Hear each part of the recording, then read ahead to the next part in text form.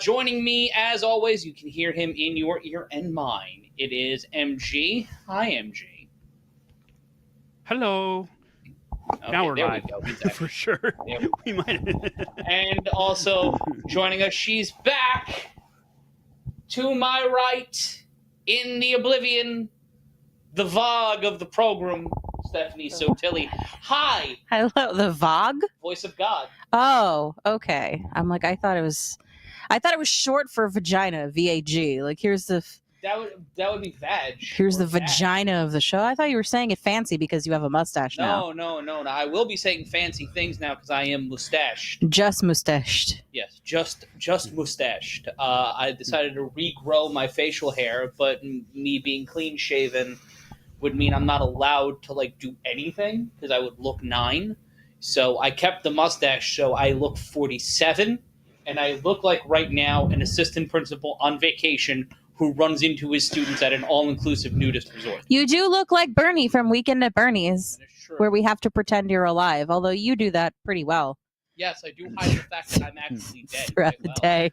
So are we saying he's actually dead? Taxes. You would think if you were dead, you wouldn't be able to pay taxes. But what were you saying, Matt? I said, does that mean Matt, you actually are dead? And yes, Stephanie's just yes, propping I'm you dead. up? Oh, okay. Yes, All right. I'm a puppet. You can't see the strings. I'm a marionette. Shout out Trigger D. Shout out the Hungover Moth, Stanley Franklin, Ryan Baker. Before we went on the air, said, "Thank God I thought you stopped commentating on UFC fights. I had trouble finding a good one. This is the best by far." He's not wrong. I've been looking at some of these other ones, and not to toot my own horn, but Hoo-hoo, Robin. yes. Oh, do you want to talk about that? It is UFC. No, I just love the idea that I'm the best there is. Hoo-hoo. That's. Well, is it wrong? To quote another man who used to wear a mustache on television, tell me when I'm telling lies. I don't know. I said it like I don't Costanza. know. I wasn't listening. The only thing I know that Robin never said was something from the critic, which is not something she ever said for real.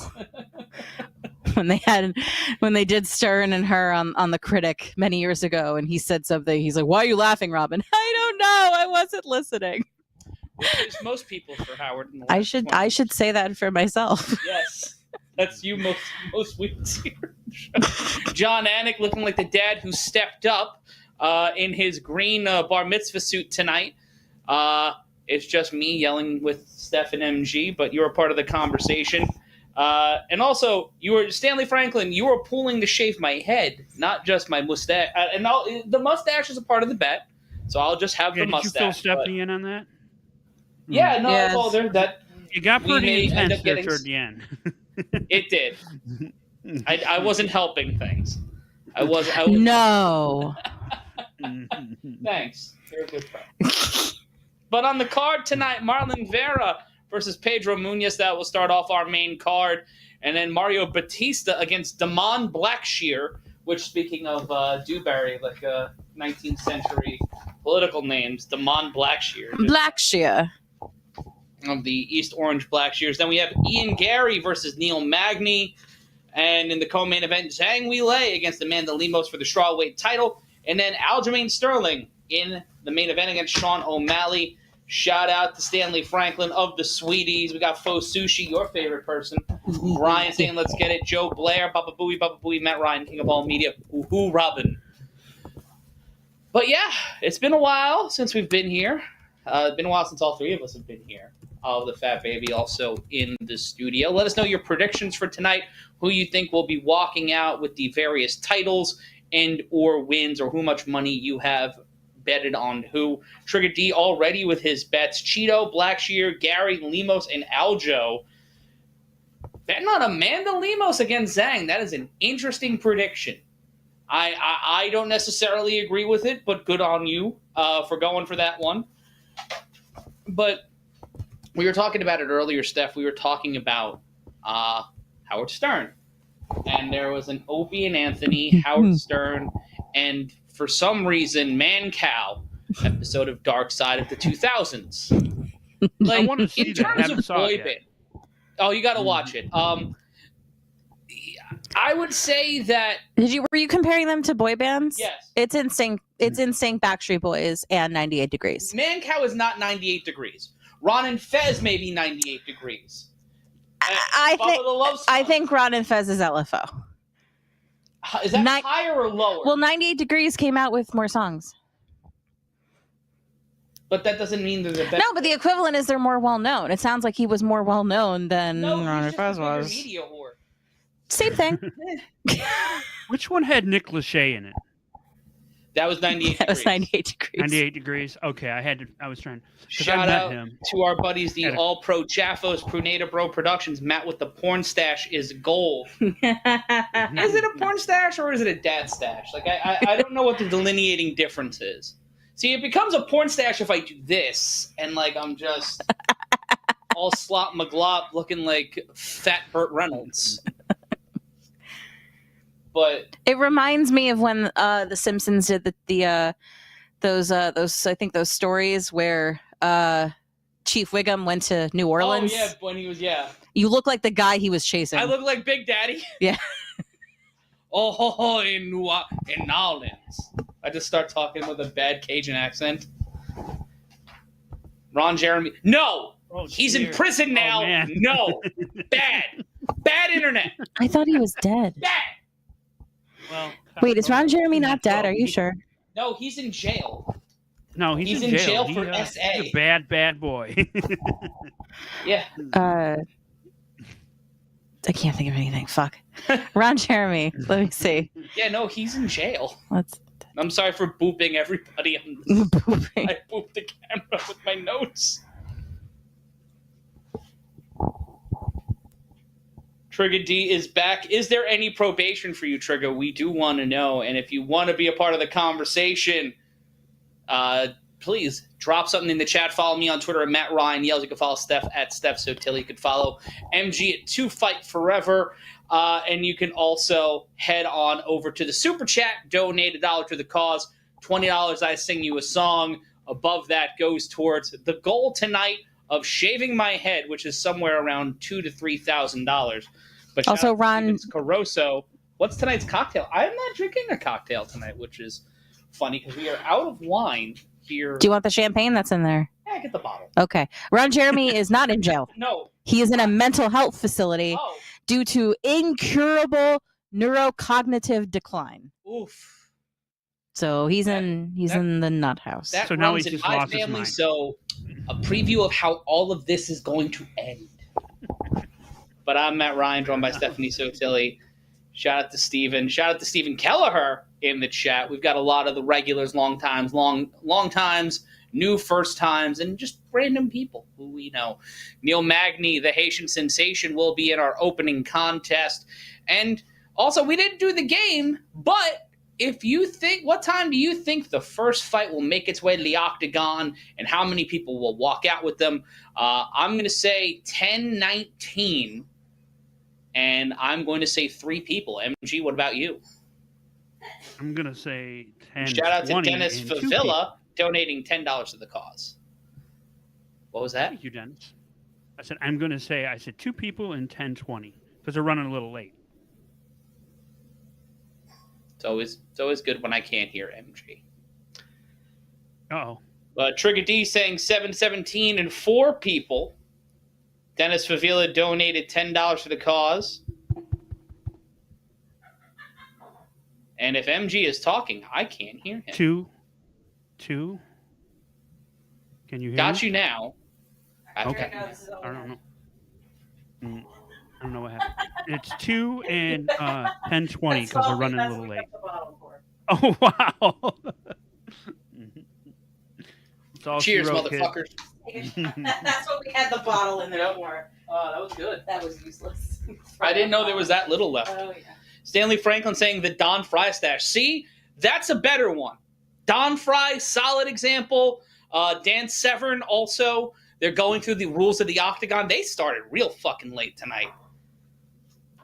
Pruneda Bro saying that's All Pro Jaffos. JP saying 736 people. Young Ed, shout out there, is saying he only got 1 pick wrong, and that was the women's title fight. He got that one wrong. Raiden Thacker in the chat. A lot of the long times coming out tonight, hanging out, and if you're joining us for the first time, like, comment, and subscribe. I like that as soon as I took that sip of champagne, I went into broadcaster mode. I just went into my voice and doing the thing. Stephen Kelleher saying 6:30 and nobody. And be sure to donate to the Super Chat. Donate to the cause. Donate to what we're doing because we're having fun here. We're with you for every UFC pay-per-view. And that will include September and October and November and December. But it'll be Vera and Munhoz starting things off. And if you like what you hear and you want to join our Patreon, go to patreon.com/Dan A. White. Marathon Refrigeration. Long time. Thank you, Maddie. Love this broadcast. Saves me a bunch of cash. That's right. Donate that savings that you didn't spend on your various gambling websites, your various purveyors of booze, and your local botanist, and donate that to the Super Chat. And also, this is one of the last UFC shows before the merger. Yes, So and then we'll get comments like the one on the screen right now. Mm-hmm. Yeah, VKM and the Endeavor GC. Hey, pal, get them out of here. This isn't a Turner production. God damn it! Dana! Listen to me, you son of a bitch. I'm in a hospital bed right now. I can't move. And you're saying, who's Amanda Lemos? What is a Zhang Weili? God damn it, pal. We need Americans. Get me someone like Cody Garbrandt. What do you mean? What do you mean he got a fade? What does a fair one mean? God damn it, Dana, you and your hip-hop lingo. I've got to go. What happened? Everything went blue for a second. What about the merger? Explain to me and maybe some people who might not know. And I feel like all of them do. The Endeavor, the company that owns the UFC, and the WWE are merging. Basically, Endeavor's taking the WWE and the UFC, smushing them together and making them kiss. And they are one business that will be a public company. TKO is the stock ticker term for it. That will be the umbrella.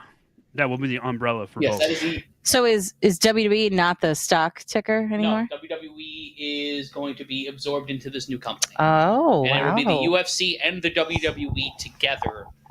And it is 10-19. There's Megan O'Leary, and I think I won this thing. So I'm the fanciest boy in all the fancy lands. But taking a look here on the chat, Trigger D saying it'll be Attitude Era 2.0. No, it won't. No, they're not going to go. Not if they want that ESPN contract. Are they going to buy the slap fighting? Where is that going to be in this? Slap fighting is owned independently by Dana White, and it is. He's not going to merge this together. Yeah, he's on some random network.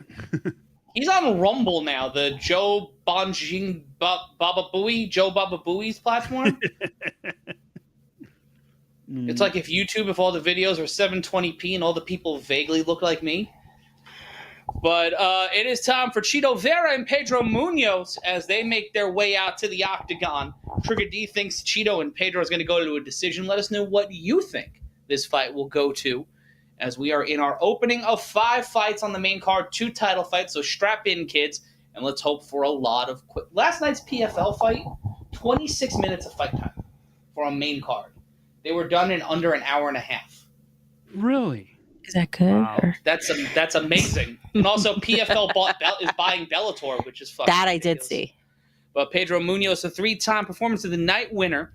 He is last seen with a unanimous decision win over Chris Gutierrez. His second win in 7 fights. Heading into tonight, in his last 7, he's 2-4-1, no contest. He's a BJJ black belt, the 3rd most significant strikes in bantamweight history, most leg kicks in bantamweight history, and the 7th highest takedown defense in bantamweight history with 81.8%. That is solid. That is very solid. So Bill Elder in the comments, I am here for UFC Hell in a Cell. I personally would like to see UFC Great American Bash, but UFC. That's gonna be his first thing. We need a name. We need some fancy names for this. We need to bring back pay-per-view names, pal. Give me Deep Impact. Give me Boom Shakalaka. I don't know. Give it No Mercy. Over the Edge. Can we call it the Wrestling Classic, Pat? Mr. McMahon, Mr. Patterson's been dead for you. Shut up! What have I become? My sweetest friend. Everyone I know goes away. Raiden says, I want to see a UFC Skywalker match. Shut up, Pat! I'm singing Johnny Cash! Sorry. A lot happened there. And here comes Chito Vera down to the octagon. What the fuck happened with me there? And he is ready to go, looking like he has not shaved in a fortnight. The man from Chonimanabay, Ecuador, one of two active Ecuadorian UFC fighters, is making his way to the octagon. And last time we saw him was back in March in a loss against Corey Sandhagen, ending a 4-fight winning streak dating back to 2021 with wins over Dom Cruz and Frankie Edgar in that time. And he is the only fighter, Chito Vera, to defeat Sean O'Malley, who's competing in our main event. That is up to tonight. So that will be interesting to see if Vera, and not Aljamain Sterling, could be the only one to get a win over Sean O'Malley. O'Malley in our main event tonight. I'm Matt Ryan, joined alongside Stephanie Sotilli, Olive the Fat Baby, who's got a pizza, and MG Geek Vera. Most finishes in division history with 10. Tied for most knockdowns with also 10 in bantamweight history. He's finished 16 of his 20 wins, splitting them right down the middle, 8 by knockout, 8 by submission. Dana, pal, hear me out. Alligator pits, huh? How about that? Give me some of that John Milius. And that's from Joe Blair. Raiden Thacker, Jan Vita. I'm going Jan Vita. I'm going to go. I must have had the wrong note there. Thank you, Trigger. Pardon me. Thank you, Raiden. But I was actually talking with a co-founder of the UFC about the founding of UFC the other day. And it is interesting how every person who's been involved with the UFC from the beginning has like a different origin story. But let's take a look at the tail of the tape. Marlon Vera is 30, Pedro Munhoz 36. Vera with the height and reach advantage, 5'8" to 5'6", and 70.5 to 65. So a 5.5-inch reach advantage for Vera. That is massive.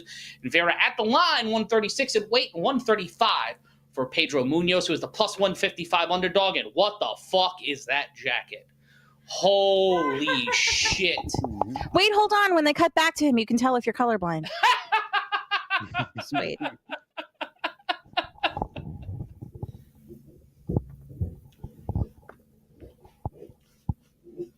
And Raiden Thacker saying Jan got robbed. Yep.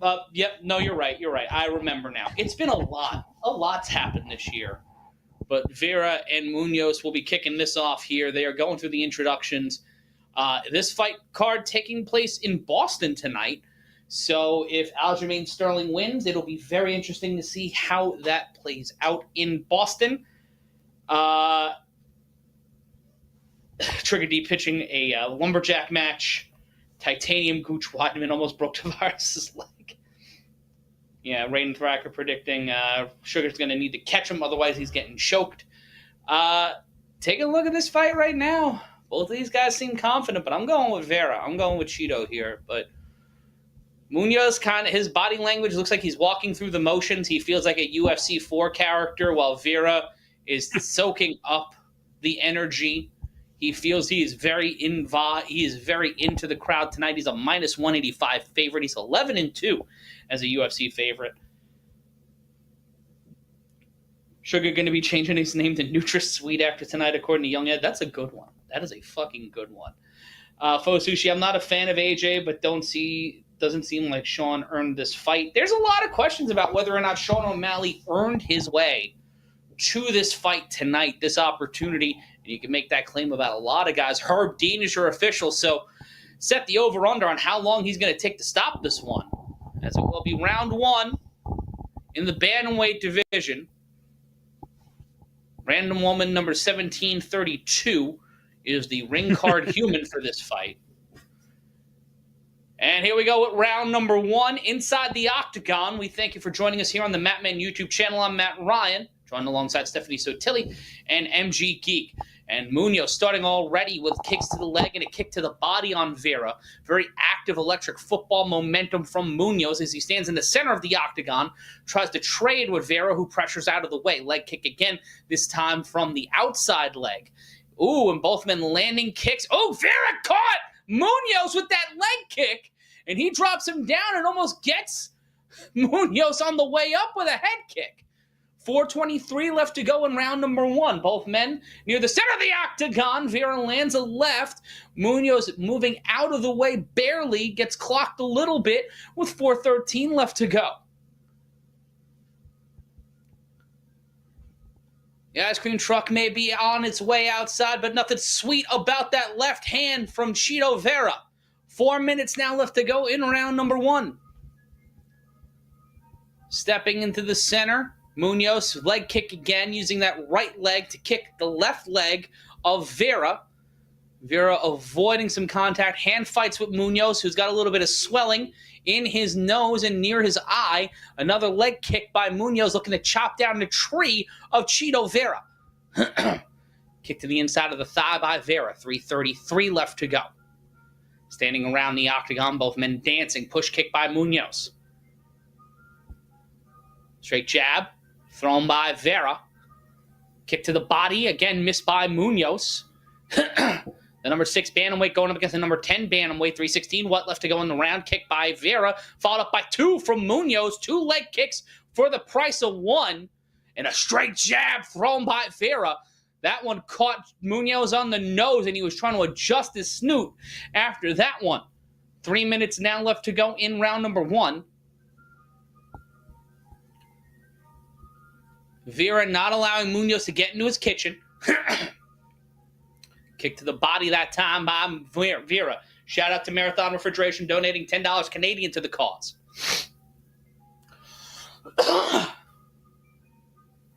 Vera trying to control his Munhoz again with a lot of pent-up energy. Trying to throw a right to the body, does not land. Trying to shoot the takedown, and Vera gets out of it. Munhoz tried to shoot for the double leg, did not go. 2:24 left to go in the round. Left-right combination thrown by Vera. Switching the stance up again, now leading with his right. Kick to the knee by Vera to Munhoz. Kick to the leg. 2:05 left-right combination. Right-left landed by Vera. And he gets in the Muay Thai, clinching the knee. Right-left combination again with the hands by Vera to the face of Munhoz. Munhoz trying to fade out. Minute 55 left to go in the round. Comes in with the left, does not land, does Munhoz. He gets him on the second shot. Uppercut does not land by Vera, but he lands a straight left, a kick to the leg by Munhoz. Munhoz trying to chop the tree down. A minute 40 left to go in round number 1. Kick, shot landed by Vera, straight left, left-right combination. Catches Vera 4 times with the fists. And Vera now on his back foot. Munhoz steps in with a left hand, catching Vera on the jaw.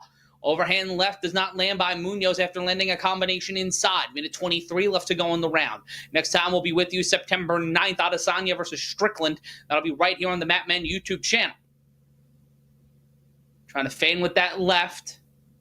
Fake that head kick to Vera. Minute 9 left to go in the round. Straight left and then a follow-up. Munhoz landing the left after Vera lands one.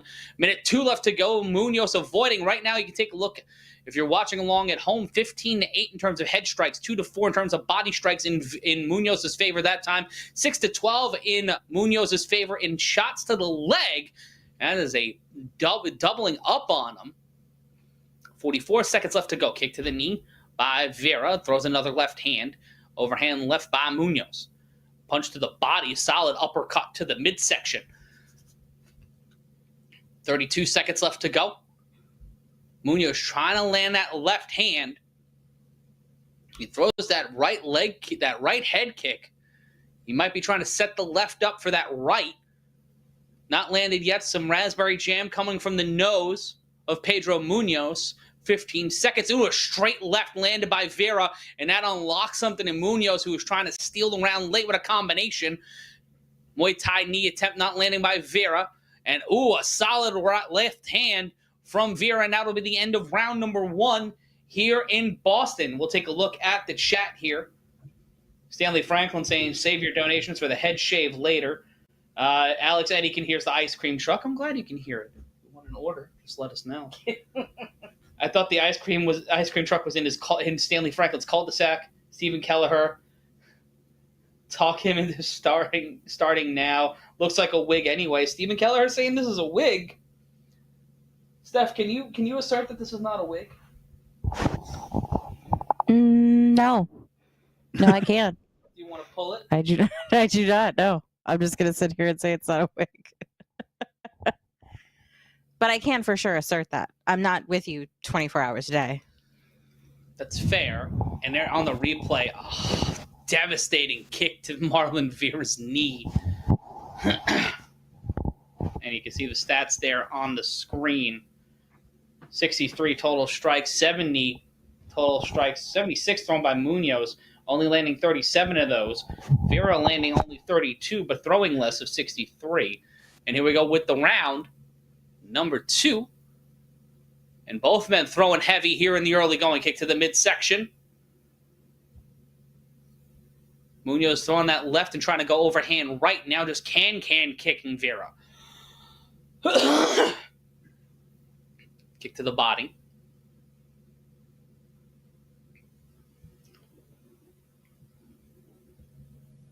If you want to come up with a figure that you guys want to give me to shave my head, the bidding starts now. Round number 2, 4:20 left in the second round. Blaze them if you got them, if you're a fan of botany. 4:13 left to go. Overhand left by Munhoz. Munhoz, a more aggressive fighter here in round number 2, as Vera starts to step in on his opponent. Throws that left hand. Kick to the body by Munhoz. Steps inside with that right hand, does Vera. Kick to the ankle by Vera, missing with a right-left combination. Kick to the ankle by Munhoz. Munhoz evading the left hand of Vera, trying to throw a left of his own. Battles inside. Ooh, left-right combination there. 327. Straight left thrown by Vera, on Munhoz. Another left hand from Vera. Kick to the ankle by Munhoz. 316 left to go in round number 2.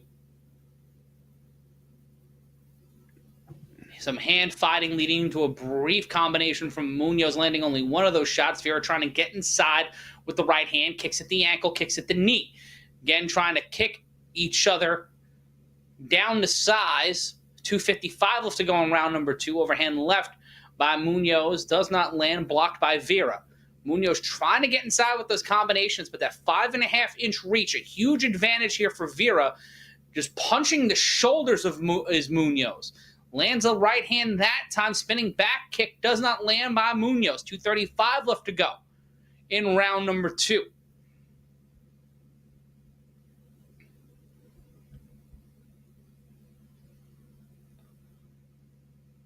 Dancing around, 2:22 left to go. In terms of significant strikes, Vera landing 44 of 103, 43%. Munhoz now landing more, 56 of 116 for 48%, a 5% difference, but way more volume by Munhoz, especially here in the second round. 2 minutes left to go now. Kick to the knee. Head kick avoided. Battling back and forth.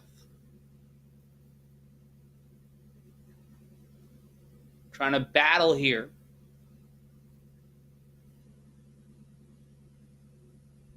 Standing with 1:32 left to go in the round. Missing with the overhand right and then a left to the body.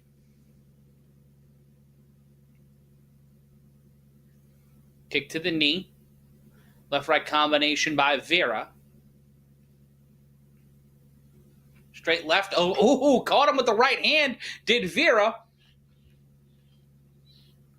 Straight left by Vera.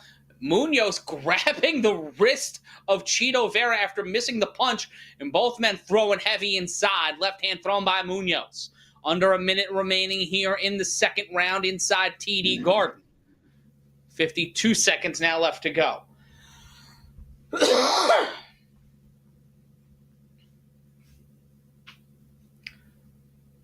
trying to battle here.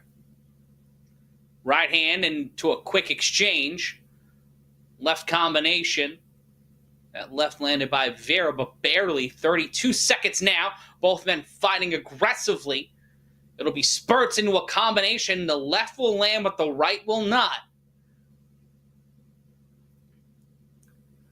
Two devastating overhand rights from Munhoz. Kick to the knee, set up the left. It looks like Munhoz has to... Oh, he gets clipped after he gets his ankle caught. This Munhoz, but does not go down as they will battle here with 5 seconds left to go. Battling inside. They will scramble, and that'll be the end of round number 2 in Boston. Both of these guys are looking good. We'll throw the stats up in a second. It looked like Munhoz was getting more of the rhythm, getting more shots, landing more shots, but he is the worse for wear visually. Has a cut on his left eyebrow and has got some massive swelling in his nose, making sure he doesn't blow his nose because that might break it as they try to get inside and get out the blood and get out any potential clotting. Because if he blows his nose and it puffs up, that will affect the eyes, and that's it. It's over. He done. Yeah. They usually stop the fight soon after that, usually. Yeah. Checking in on the chat. We've got people trying to get in to raise some money for me to shave my head. Tornado Bros Production saying Munhoz has a relentless pace. I agree. And how's it going over there, Steph? How you doing? So how much did you say you shave your head? Not how much it was. Because if they're saying $250, I'm gonna smack you in the face. Did you really cap it at $250? I think I was very desperate for cash that weekend, but we're gonna raise the amount. I'd say you should. I think there should be a zero. What is I think there should be a zero and added to that. Good yeah, God. I think it should be 25. 250. And the DraftKings live odds right now are minus 115 apiece. We'll do something for the 250. Don't worry. I'll do something embarrassing. God, do you know what the inflation rate is? Come on. I know. I was being nice. These guys are sweet. I was trying to take care of them. 440 left to go. I'll do something ridiculous. I'll reenact something absurd for that amount of money. What should I do for you? Our budget wire. Jesus Christ! You went 0 to 900. You gave me the most loaded question ever. Well, so did R. 415 left to go. We're glad you guys are joining us here. No, I didn't. I didn't throw in an eyebrow. I did not throw in an eyebrow and a mustache. Lies. Lies. Cops. How about you shave your pubic hairs and then send it to them? That's what you can do. Hair? That's what you can do Left for hand thrown $250. by Vera. 2 straight left hands. Kevin Aioli has Vera winning this round. It is close and contentious for me. I could see it being even or Vera having a scant lead. He is landing shots with impunity, though. He scrambles and he immediately gets caught by Munhoz after he tries to go for a scramble takedown. Did not go the way he wanted it to. Did not murder Brendan. I spoke to him on the phone today. I talked to him earlier today. He's just... There's a lot of stuff going on, and shout out to Brendan. Can't kill Brendan. Brendan being dead would not be good. Left-right combination there from Vera. 302. Steph, you've been on this show for almost 2 years. No one's seen you. Good. In terms of significant strikes this round, it's 26-15 Vera's favor. He is trying to close the show for the judges here, and there is a gash opened up on Munhoz's face right underneath his right eye, and Vera is teeing off on it, landing shots every once in a while. That hand of Munhoz is high, punch to the midsection, catching the ankle is Vera after landing that left to the abdomen. 2:26 left to go. Mets beat the Cardinals 13-2, so God is not entirely dead. Justin Verlander says hi. Sorry, Matt. I couldn't help it.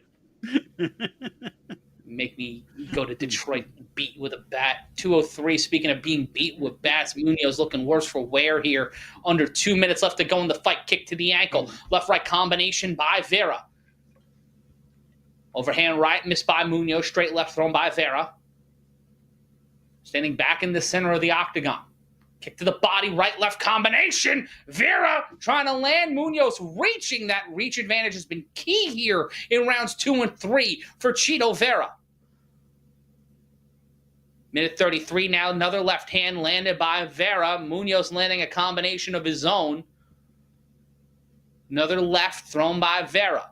Leading with the right, but he's been using that left very fast off that left hand, snapping it into the face of Munhoz. Head kick attempt by Vera does not land. Left-right combination by Munhoz. Another left hand thrown by Vera. Bops Munhoz on the head with 1:05 remaining now in the fight. Another left hand. Munhoz landing the ankle. Vera landing 109 of 227 strikes, a 48% margin.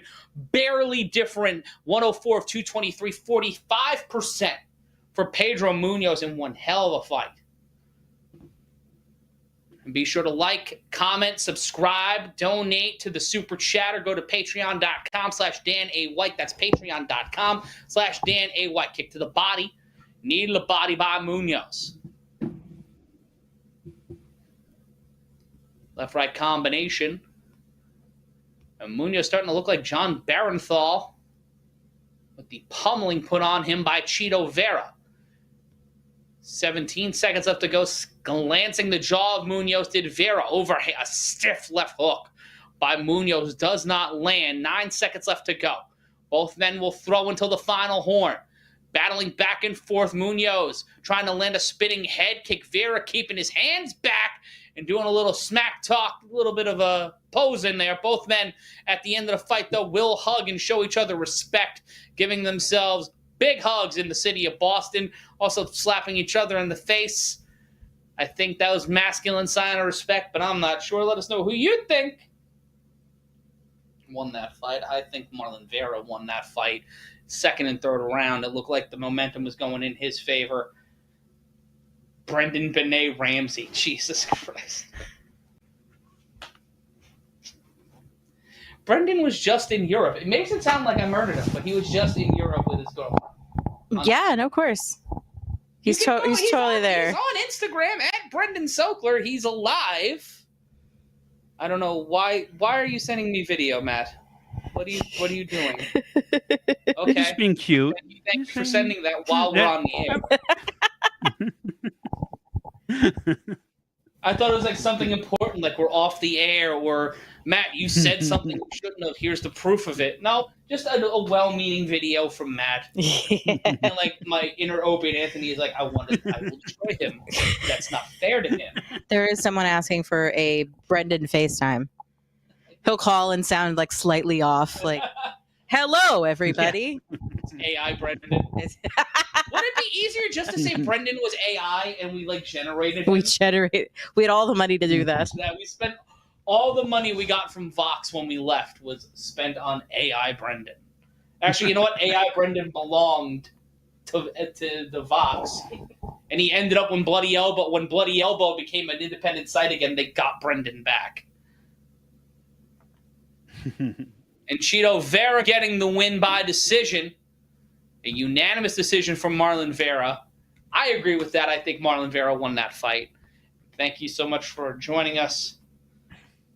Everyone has lost to Dong Hyun Kim at one point. Why is Deacon in the chat? Who let him in here? I don't know. Oh, man. How much do we have to release him, donate for you to release Brendan from your basement? We're in a basement.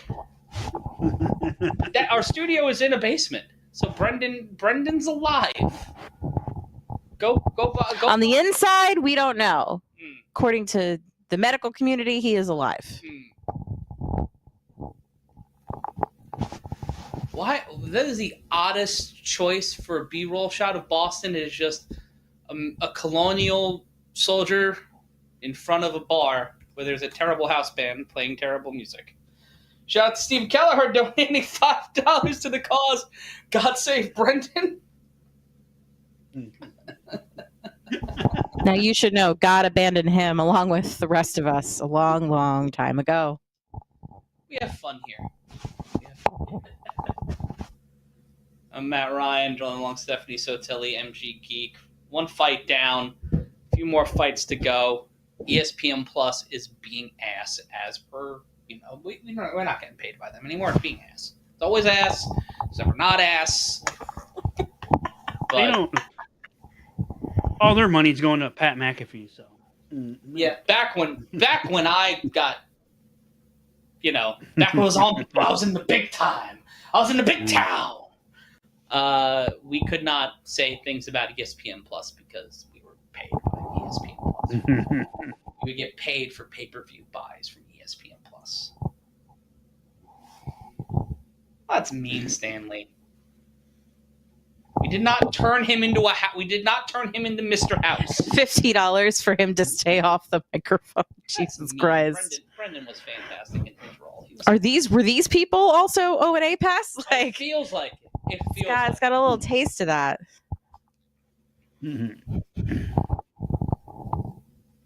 Deacon's a sweet boy. He wants a Vitor Belfort fight in the year of our Lord 2023. I just want to see him holding up today's newspaper. He's alive. Can you turn the air conditioner on? Okay, sure. And Aljamain Sterling walking into the TD Garden with a woman who's wearing her father's coat. It's a Brana coat. Well, yes, but it's not a. It's a very big coat. I don't get it. But Aljamain Sterling entering the building just about an hour ago, so he missed AEW Collision, so I do feel sad for him. And there's Sean O'Malley looking ready for either a fight or to buy weed or both. Does anybody know what color his hair is this week? I think that's why he's covering it with the hoodie, right? It's going to be like a big surprise. I guess. Yeah. When you color your hair like that, it's part of the thing now. Yeah. I wonder if there's like a odds on the color it's going to be on the lines. We will go check DraftKings, who we will take money from. I will take money from. He really should color it based on if we're close to like a holiday. In December it should be red and green.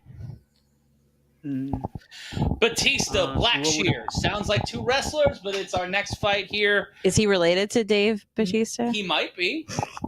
See, it's entirely possible. It is the least amount of notes for any fight I have tonight.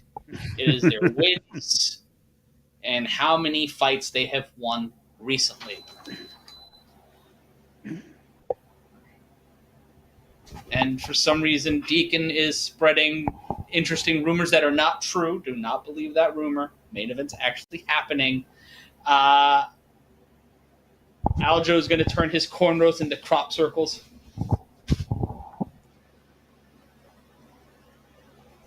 People are wondering what you're doing with them. You're just holding the microphone. I'm literally. I was not even on the microphone. No. What are you talking about?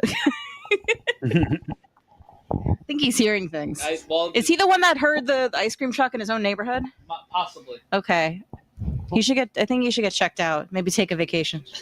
Well, it's Stanley Franklin. For Stanley Franklin, it's Dab 30. So It's what? Dab 30. Is that a band? I don't know. So he's going to be doing dabs.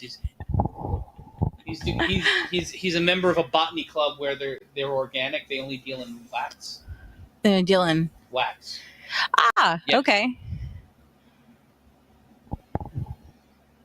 Seems like you may, when you were adjusting yourself to turn on the air conditioner. I was like literally 5 feet away. Unless this is a really powerful microphone, I wasn't doing it. No, it's just because Steph doesn't have a mic stand. Steph's holding the microphone. Correct. So I put it down and then walked away. So yes. I don't know what y'all are hearing. They're hearing you grab the mic, and they're terrible people. Again, we're used to it. We were born. You were merely adopted. We were born into this. We were born into dealing with Gobshites. Get called a cunt on a message board when you're 18. You're fine. I got hired because I look like an Osborne. Which one? Take a guess. All of them. Tornado Bros Productions, a.k.a. JP from the All-Pro Jaffos, picking Blackshear for this fight. Mario Batista from Winnemucca, Nevada, one of 3 active Nevada-born UFC fighters. You would think there would be more since the UFC is based in Vegas.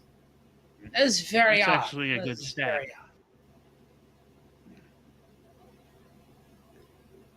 Something wrong with all y'all. What? It's creepy on Maine. Don't be creepy on Maine. You're better than that. You're not, but you could try. But he is shot to shit. But Batista being checked in. What does that say on your board, by the way? Oh. Are you really reading this? You fools. Got it. Okay. I just see at least from what I'm seeing in the camera, you just see you fool. Good. Okay, that's fair. Batista, the 3rd active, longest winning streak in the bantamweight division with 1 of 11 triangle armbar submissions in UFC history, and finished 9 of his 12 wins, 3 by knockout, 6 by submission. Last time we saw him, he's a winner of his last 4. 3 of those are by submission. He's got 2 performance of the nights against Miles John and Benito Lopez. Blackshear, last fight was a twister submission win over Jose Johnson on August 12th. This is the 2nd time he's fighting in a week. He fought a week ago, and now he's fighting again on pay-per-view.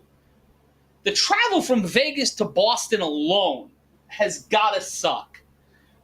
But is this a situation much like Joshua Ruiz, where Blackshear's already at weight, he feels good, he barely did a round of fighting, so what's another 15 minutes? Like, that could be it. According to Mel of Flash Media, shout out to Mel, contrary to popular belief, Vegas is not the fight capital of the world. It's just the home of fighting. Like, a lot of fights just happen to happen there. New York, Virginia, Florida especially lately has become the home of mixed martial arts in this country. We're seeing it pop up in Colorado. We're seeing different fight teams pop up across the country. Boxing, obviously, with Kronk Gym in Detroit and a few other places, Deontay Wilder. There's a lot of great places in the U.S. and now internationally to fight. Just interesting that Vegas doesn't have a more fertile fight scene. One of 3 twister submissions in UFC history, and that was a week ago. He made history a week ago, and now he's doing it again just because he's fighting. This is the first time in almost over 2 decades, I think, in 23 years, where someone will be fighting in such a quick consecutive weeks. Wow. Yeah. That is kind of remarkable, so and a little nuts. The professor posed a question. Yes. So the Vaseline that they put on their face when the skin is broken, is that in order to keep the wound from bleeding out more, or is it a tactic so that when they try another punch, it slides right off? It's supposed to help stop the blood. It's not like it's not like a loophole to where if we use this, if they try to punch me, it slides right off. That would be illegal. Yeah. Blackshear 29, Batista 30, with the height and reach advantage. Blackshear 5'10", 72-inch reach. Batista 5'9", 69-inch reach. Nice. Batista 136. Blackshear 135.5. And that jacket is just. How did you come across? Oh fuck! It's burning my television. I'm colorblind.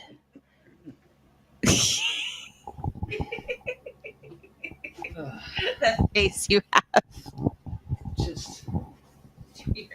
No. What? Oh, okay. What happened? I was making a joke. I was pretending that I saw the jacket and realized I was colorblind. A horrible realization, like Paul Dano in Little Miss Sunshine. Never mind. I look like Paul Dano in Little Miss Sunshine. No, did you ever see it? No, but what do you? There's like a big thing. Spoiler. It's an old movie. He realizes he's colorblind, and then he can't. I think it's like a jet fighter pilot, something. He can't be a pilot. And if you're colorblind, and then he has a horrible realization that he's colorblind and can't be a pilot. It's the one thing he wants to do. So he was very distraught. Jesus. Can't be a colorblind pilot? Apparently not. Maybe now. I don't know. It is the future. Raiden Thacker, how much do we have to donate for Matt to take a ball kick from Steph? Ooh, fucking free. Stand up. You don't gotta pay shit. I'll give you money, Round Raiden. one in our second fight of the evening in the Bantamweight division. Batista with a leg kick, followed up by Blackshear with a leg kick. Both of these guys leg kicking and not doing other things. I'll pay you $50 to do it. Oh no, you got Brett Sauerbrunn kicking. I'm not. Fuck that. Uppercut from Blackshear does not land. 30 seconds gone by. You guys suck. And they are just swinging here. Overhand rights from both men not landing. Both men trying to throw outside leg kicks. Standing in the center of the octagon. Kick to the body by Blackshear. He's got the waist of Batista. Batista in trouble. Batista trying to avoid this. Walks to the side. And now pressed up against the fence. Knee to the body by Blackshear. Driving his face into the nape of the neck of Batista. If this was a date, it would be romantic. Now it is just violent intent inside the octagon. Kneeing the back of the thigh of Batista is Blackshear, fighting in the quickest turnaround in UFC history, beating Loopy Goddins, which was the name of the person in the graphic I just saw. That's fucking ridiculous. 328 and just kneeing the knee of Batista is Blackshear. 320 left to go, and there's the takedown from Blackshear on Batista. Popping up and now trying to take the arm is Batista. Blackshear trying to posture up. Isolating the arm, the right arm, and now trying to go after the left is Blackshear. Trying to muscle up here with under 3 minutes in the first round. Batista trying to whirl himself around and try to take the arm or get back up. Trying to get Blackshear into his world. And now Blackshear pulling, trying to go for the neck. And now Batista, in what can only be considered a breaking two electric boogaloo move, gets kneed and accidentally reverse abdominal stretched. It looked like he was doing a fucking yoga pose, and now he's in a Muay Thai clinch, and now an underhook. As Blackshear trying to tee off and take Batista down again with 2:24 left to go in one of the most goddamnedest rounds we've had all year. Muay Thai clinch by Batista, lands a knee. Some wild shots from Blackshear. Forearm to the side of the head by Blackshear. 2:07 left to go in the first round. Looking to end this one early as either fighter. They might be gassing themselves, though, if they make their way to the second round. Kick to the body by Blackshear. Minute 53 left to go in the round.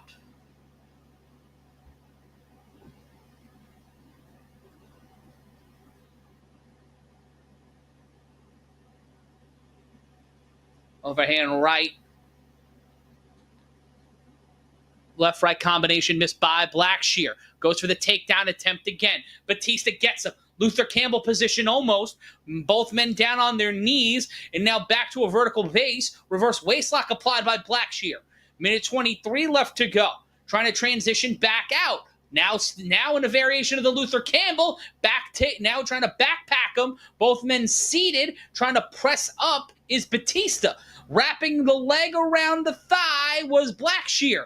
Batista flips out of it and now trying to set up his own positioning. Both men back up to a vertical base. Batista looking like he's about to Batista bomb Blackshear. Blackshear will drop to his knees and try to find a way to rotate himself out of a situation where he may get submitted.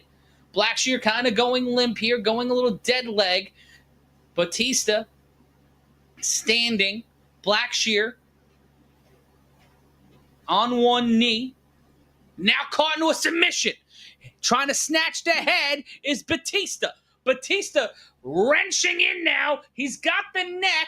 grapevines the body, and he is trying to pull it in this guillotine. He is trying to pull in the guillotine with 25 seconds left, and Blackshear pops his head out with 20 seconds left to go in round number 1, trying to pop up himself and driving the forearm into the head of Batista. Needed a body of Batista, followed up by a forearm by Blackshear. Blackshear throwing elbows with 5 seconds, bicycle kicks like Prince Albert in SmackDown versus Raw. And that'll be the end of round number 1. Caustic and contentious as we head into round 2. That was a bit of a toss-up there. Batista getting the early brunt of it, but turning the tide around later in the round. But Blackshear persistent in round number 1. So I think I'm going to turn the mic off since we have people. I don't want it to bother our listeners. Okay. So I'm going to turn. So we're going to turn my mic off, and if they still hear noise, then we know it's not this one. So if it's this one, we will You can still talk. Turn it back on when you need to talk. Right now, your mic is off now. I turned it off. So oh, it's off. yes. Okay. And Toker88 in the chat. He's back and better than ever. So if they still hear things, then it's not this one. Yes. And a shout out to Pruneda Brothers. Who needs the UFC commentary team when you have the great Matt Ryan? Well, the UFC doesn't want me. Max Holloway's fighting the Korean Zombie at 8 a.m. in 2 Saturdays from next Saturday. Fuck you. Geez. Like, I gotta deal with All In being in Wembley and like my whole Sunday, like my whole viewing habits for Sunday, because I'm obviously gonna watch it. It's a big pay-per-view. And round 2, almost a Blackshear with that kick to the body. But the Sweeties are in full force. And shout out to Trigger D with the piece of history from the Boom Boom Mancini Dunkun Kim fight. Steven Chapman in the chat. That's going to be confusing. There's Steven, Steve, and Steve. It's my brother Daryl, my other brother Daryl, my brother Daryl. Trying to go for a waistlock again. Forearms from both men. Blackshear trying to chase with the left hand. 420 left to go in round number 2. Looking to do a pile driver here is Blackshear. Holding him in a pile driver position. Do it. Do it, you coward. Do the pile driver. Don't tell anybody that I called him a coward. I'm kidding. He can destroy me with his hands. Under 4 minutes left to go. According to Virginia Valley, the captioning turned Max Holloway into Mass Hallways. I'd see Mass Hallways. That sounds like a band I would listen to. Right hand thrown by Batista. Followed it up with a left. That left miss. 3:42 left to go in round number 2. Kick to the ankle by Batista. Trying to figure out the left-right combination. Batista in the center of the octagon. Leads with the left, trying to go for the takedown. Double underhook. Needed a body. Pressed up against the fence. Needed a body again by Blackshear. Kneeing the body of Batista. 3:19 left to go in the round. Matt Ryan, glad to be joining you. A couple of shoulder shots from Blackshear. One more for good measure as Batista tries to find the way to cha-cha slide his way out of being pressed up against the octagon fence. He does. They go back to a standing base in the middle, towards the middle of the octagon. Blackshear trying to play keep away. Those can kicks. Batista going over the top with a head kick. Does not land. Under 2:46 left to fight in round number 2. Kick to the body by Blackshear. Another kick to the knee by Blackshear. Feigning with the left hand. Kick to the body. Batista eating a kick to the body. This time winding down here. Another takedown attempt by Batista. The live odds has it dead even. Minus 115 to minus 115. The same thing as our last fight between Munhoz and Chito Vera. Vera getting the win by unanimous decision. Pressed up against the fence. Forearms from both fighters. Takedown defense for Blackshear's 3 of 3. Stopping all 3 takedown attempts from Batista. And Blackshear almost getting uppercutted on his takedown attempt. Both men sliding to the mat there. A little bit of that amateur wrestling. back and forth from both fighters. Blackshear on his back foot avoids a right hand from Batista. Overhand right again. Blackshear switches up his stance. Savate kick to the midsection. Left hand, pardon me. Just kind of coasts over the top. Does not land. Straight right thrown by both men. Blackshear getting out of the way. As Batista throwing some shots with some intent, but not cleanly landing. Overhand right, followed by a straight right from Blackshear. Does not land with authority. Jumping knee, followed by a spinning back fist. Neither of those land, but he gets another takedown as Blackshear. Batista gets back up to a vertical base and presses Blackshear up against the fence, driving the forehead into the nape of the neck, throwing forearm shots is Blackshear. Minute 6 left to go in round number 2. Forearm thrown by Blackshear, trying to get out of that, and he does, back to a standing base. Both men near the center of the octagon. Under 1 minute left to go in the second round of 3.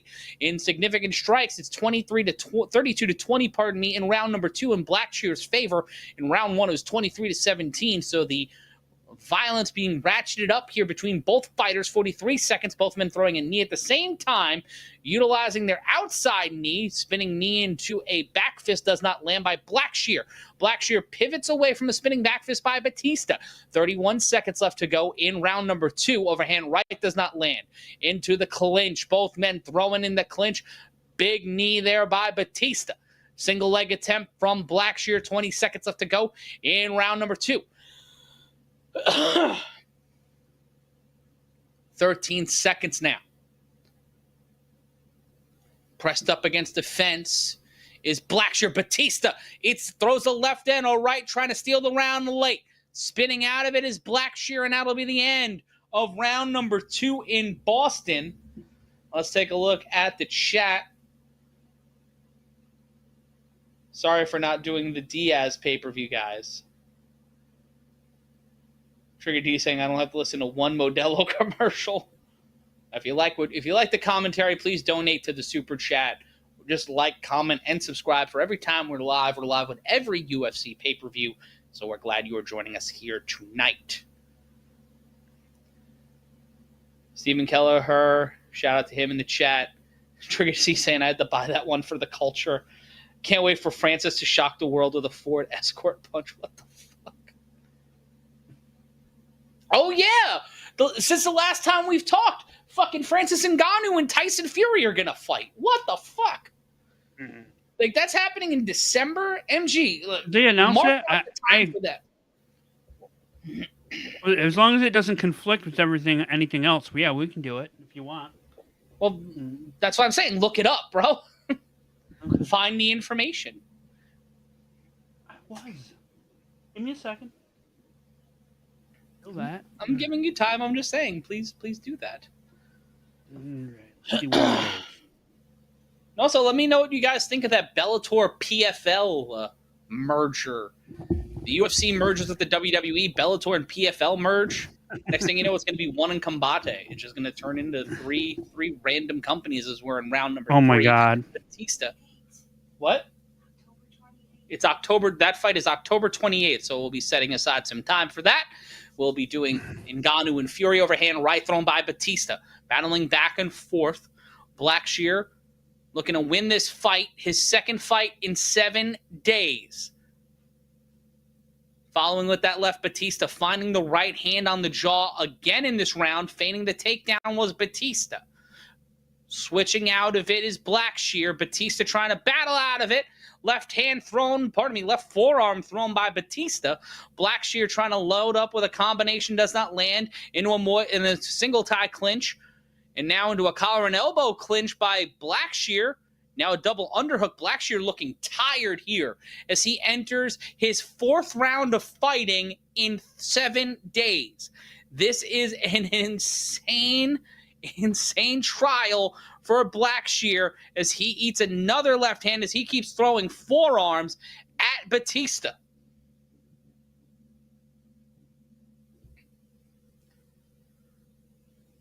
Trying to throw some hands here is Batista. 3 minutes left to go in the round. Kick to the ankle by Batista. Blackshear stepping in with a right-left combination. Kick to the leg by Batista. Feigning that head kick was Blackshear. Batista bouncing Blackshear off the fence and gets the takedown. now has side control, but Blackshear can go for the neck and try to pull for a bulldog choke. And now in the Luther Campbell position is Batista. Now backpacks into the fetal position with Blackshear holding on to him, trying to pull a triangle, try to pull an RNC, trying to pull that choke with 2:25 left to go in round number 3. Blackshear trying to posture off and pivot himself off the fence, but Batista kicking and punching a man at the same time. Once again, spooning on the canvas of the octagon. Batista holding on for dear life, making sure Blackshear doesn't get to work on time. Blackshear trying to pop out of this with 2 minutes left to go.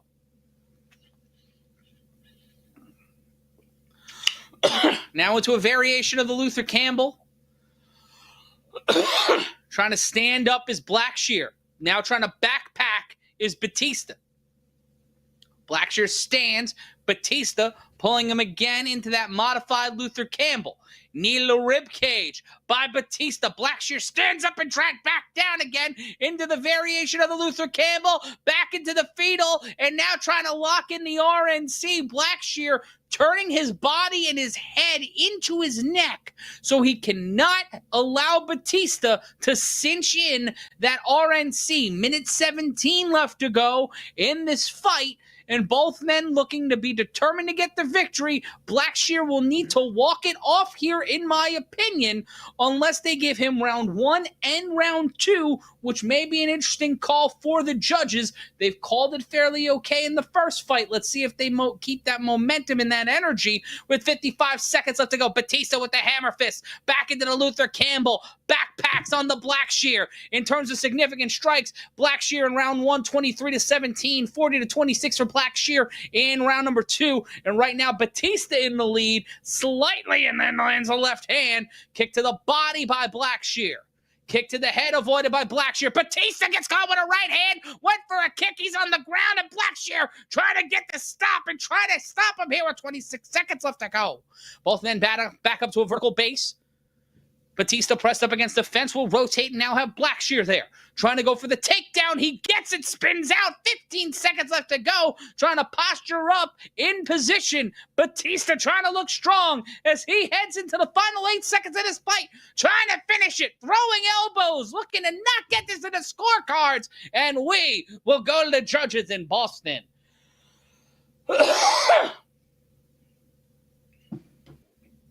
Shout out to Mikey Santellan. Oof. But by the way, Matt, that fight, the Fury Negreanu fight, is in Ngannou? Saudi Arabia. Yeah, that guy. I knew it was, Mhm. yeah. So it's going to be an afternoon. That's fine. Get to have The dinner only at a thing is reasonable that time. I just hope that for our sake that there isn't a UFC pay-per-view the same night, because I don't know when they would. There shouldn't be. There isn't. No, there shouldn't be, but you never know. Because I don't think we've gotten that far in the the schedule. They haven't announced that far out yet. No, the UFC card is the 21st, so we will avoid that. A week earlier. Okay. Yeah. There we go.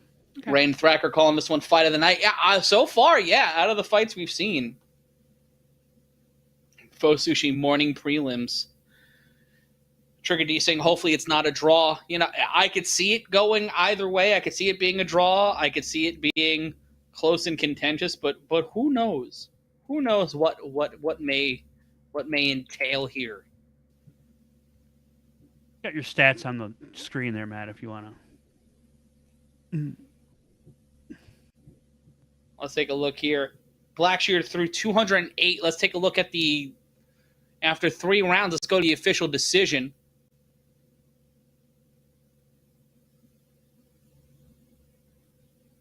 And it's a 29-28. Batista with the unanimous decision win. 29-28, 29-28, 30-27. An interesting call there, but Mario Batista getting the win and now having his 5th straight win in the UFC Bantamweight division, in 3rd behind Merab Dvalishvili and Aljamain Sterling with 9 in the Bantamweight division. So October 28th, we will be with you and not at a Halloween party. Rob Ninkovich is at the fight for some reason, and Johnny Damon's still alive. Shit, I owe somebody money. Paul Craig and Joe Lozon, all of New England's mehest in the crowd tonight. Shout out to Stephen Chapman. Shout out to Stephen Kelleher. Trigger D. Bautista. I prefer Blutista. Yes, Blutista. And I was saying. trying to figure out why your mic was acting so wonky, but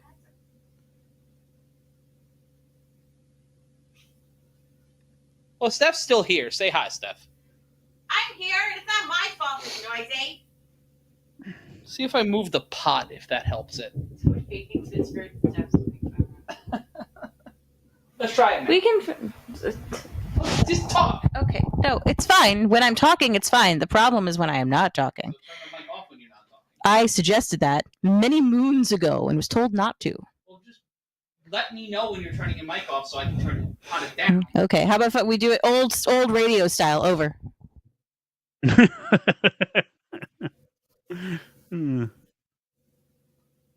Oh, are you good now? Yeah, we can't keep doing it this way. Figure out something. We'll figure out something where, we are not on the air. Over. Raiden Thacker donating $19.99 to the cause, saying, I would like to hear I Want to Break Free by Queen in honor of Brendan. Let him go, Matt.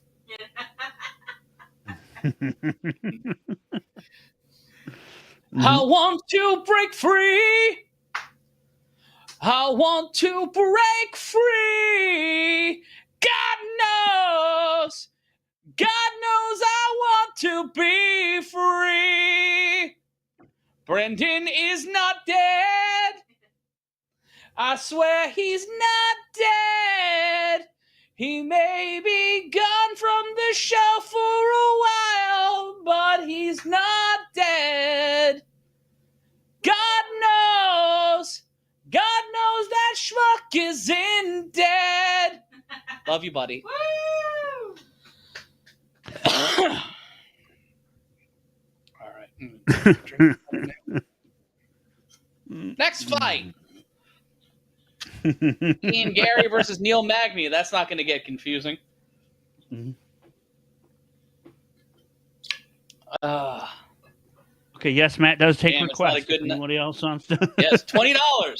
It's a fucking piano bar with a UFC fight.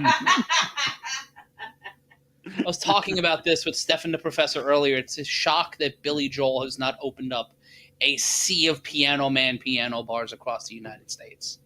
Like that would, man, that would make sense. That would be the greatest. That would make sense to me. You guys Our last got good ones in New non-title York? fight. Yeah. You got a couple good ones. Gary over will. there? Yeah. Also, if you pick Freebird, you're my favorite person. Brendan is doing time for Trigger. I need a giant snifter on, like a brandy snifter, Virginia. That is a. I think we have one. Probably. Ugh, no. Do we have any? A little bit in Coke, maybe. Release Me by Wilson Phillips. I only know one Wilson Phillips song. Former Cage Warriors welterweight champion is Ian Garry's second highest significant strike accuracy in the UFC welterweight history with 55.8%, and the third longest active unbeaten streak in the welterweight division with 5. I'm Matt Ryan, joined alongside Stephanie Sotilli and MG Geek. And young Ed saying he's dead to me.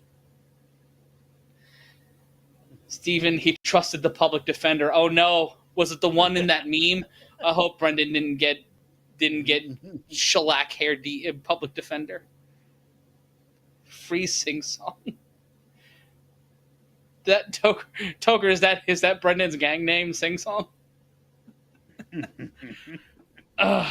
It's been fun. Giant snifter on the piano for tips. It's just put money in there. Let your codees take the public defender, and then you get assigned a good lawyer for free. Isn't that's my cousin Vinny logic?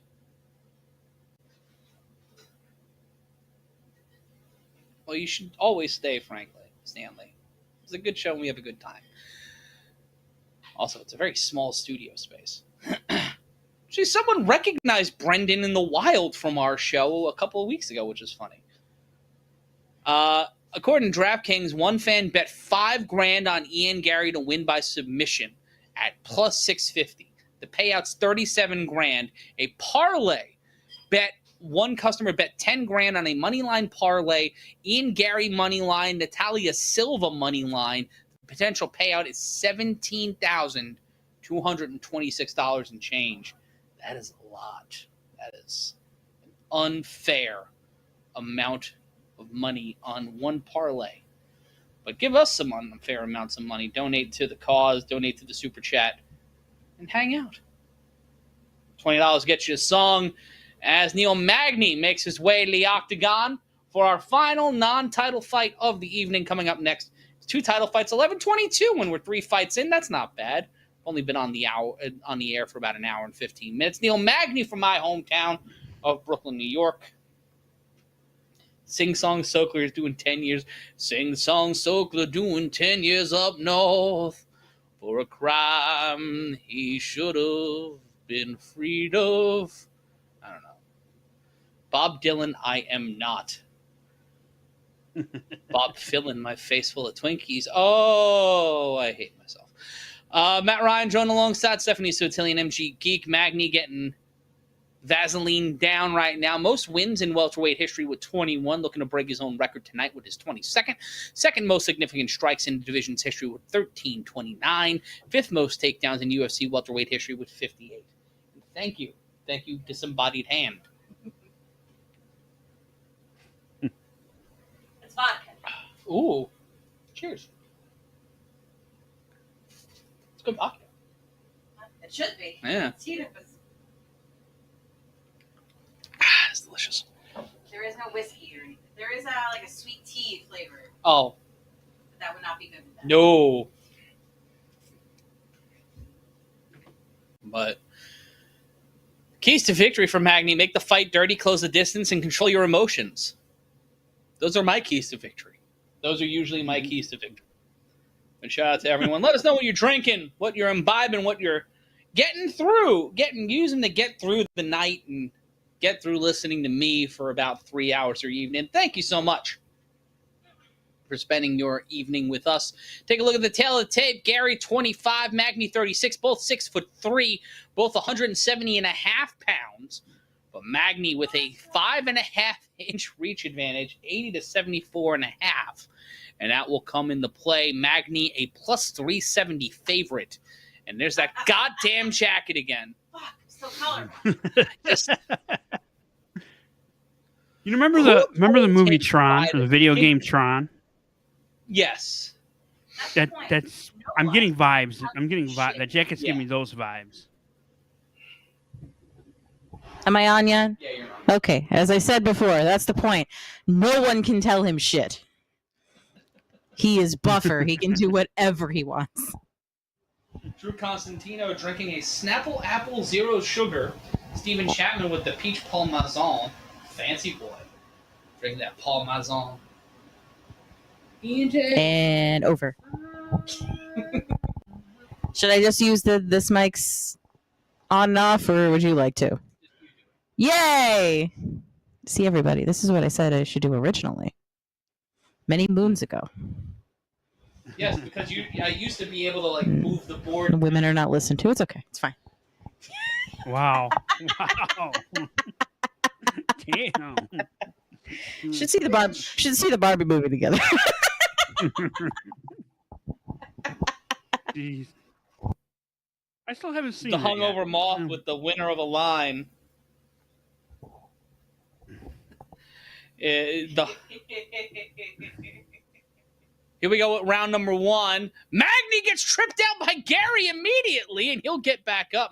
Garry not wanting to get any of that smoke from Magny on the ground and not able to pick up on any of that momentum is Ian Garry. Ian Garry and Neil Magny sound like they're supposed to hate each other. Like those names sound like they're supposed to be two families that have been feuding. Again, Magny gets kicked in the ankle and Garry not going after him. That's 2 times where the Irishman's kicked the Brooklyn native in the ankle and he's gone down and nothing to follow up with it. Kick to the ribs. The Irishman's got some hooves on him. Leading with the left.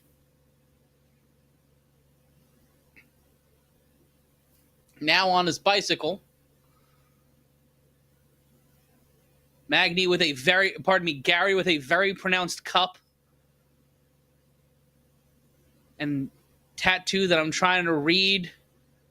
The over-under on them being U2 lyrics is 4.5. Garry missing with the overhand right. Both men standing in the center of the octagon with that electric football energy. Capturing the wrist is Magny. Goes for a single tie, trying to lock up Garry. Magny will break the chain, and Garry will get on his bicycle. Both men going to the center of the octagon. Head kick by Garry, missed. Keith Peterson, your referee, kick to the ankle. Looks like some swelling underneath the eye of Garry. It's either that or he's that pale. Tall, lanky Irish guy.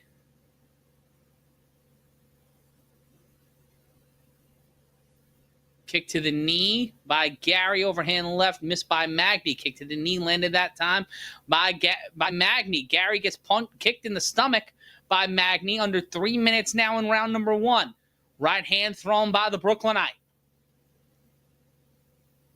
Magny avoiding a shot by Garry, but Garry trying to get in on the inside. Under 3 minutes now, 2:40 and counting. Feint a kick to the stomach, steps inside, trying to get a grip in. Garry pressing Magny up against the fence. Punch to the back by Magny. Garry trying to matriculate something there. Punch to the ribs. Referee checking to make sure that Garry does not utilize the octagon wall or the octagon fence for any illegal advantage. He can't drape his arm over the octagon wall. It's pressed right against it. But he's got long limbs, does Ian Garry. Isolating the leg, Magny does. While he's pressed up against the fence. Garry now trying to do something under 2 minutes now.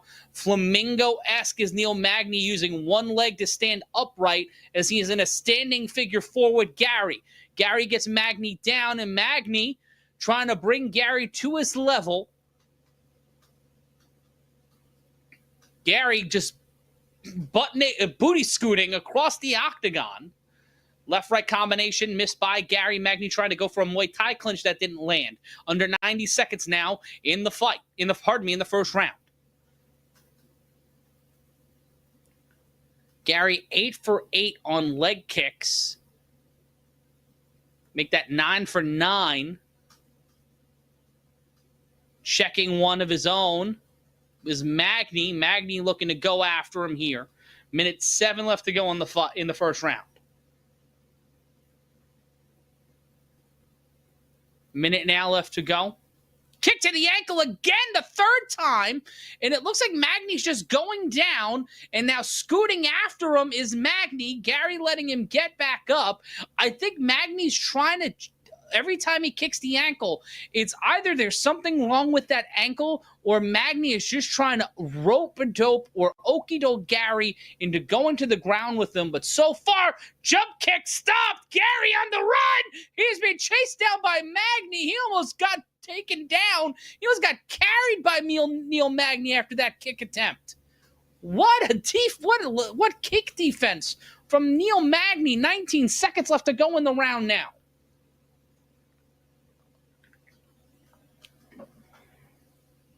Kick to the body by Garry. Magny goes into a clinch. Both men clinching now. 5 seconds left to go in the round. And we will go to round 2 in Boston.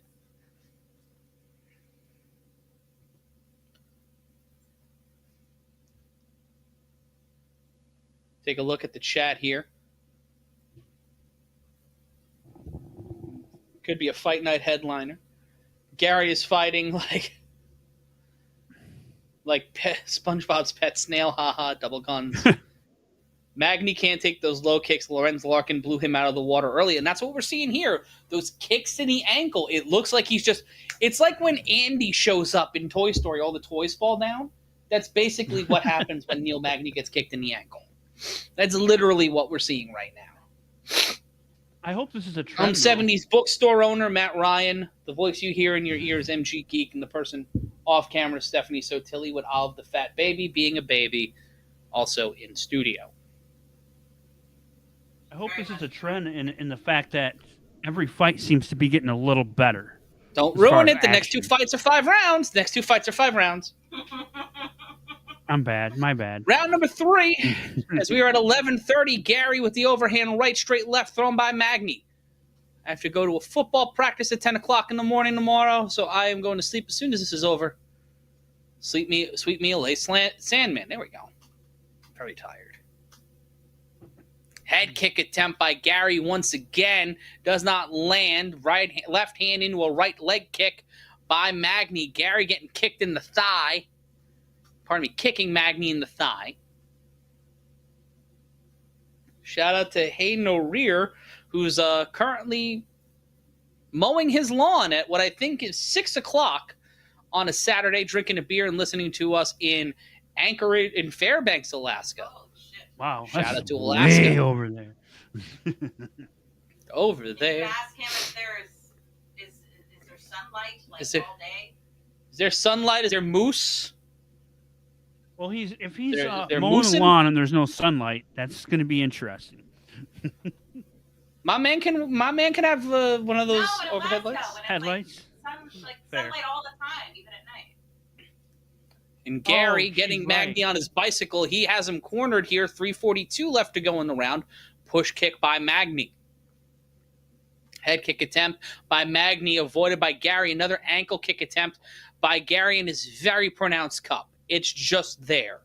That thing is just there. That man has been hitting the dick way too many times, and he is done with it. Catching the leg is Magny. Magny trying to get Gary to the ground. Gary now pressed up against the octagon wall, trying to avoid Magny taking him down with 3:12 left to go in round number 2. Right uppercut. Next time we'll be with you September 9th when Sean Strickland will take on Israel Adesanya. That'll be right here on the Mat Men YouTube channel. If you're joining us for the first time, be sure to like, comment, and subscribe. And if you really like what we're doing here, donate to the Super Chat. 2:52 left to go in the round. Gary pressed up against the fence still. He'll chase away, but Magny's right there. Has him in a reverse waistlock. Might be trying to get him into the Luther Campbell. Now holding on to the leg in the reverse waistlock still. Trying to grapevine that leg. Trying to step over and bring Gary down. Using his momentum, knee to the back of the knee. Again, trying to step over with that right leg of Magny and bring Gary down with him. Trying to grapevine it. He's just isolating that right leg, and Gary finding a way out of it, switching the stance, and now pressing Magny up against the fence. Magny trying to isolate a Muay Thai clinch. In any other context, this would look very, very different than what we're actually seeing because it is very close, very up close. Punch to the midsection from Gary to Magny. Under 2 minutes now. Both men locking up, dancing around, knee to the body, and Magny will break from Gary's grasp with 1:47 left to go in round number 2. Head kick avoided, and the mouthpiece comes out by Neil Magny, and that will give him a chance to pop it back in. And they'll reset from the center.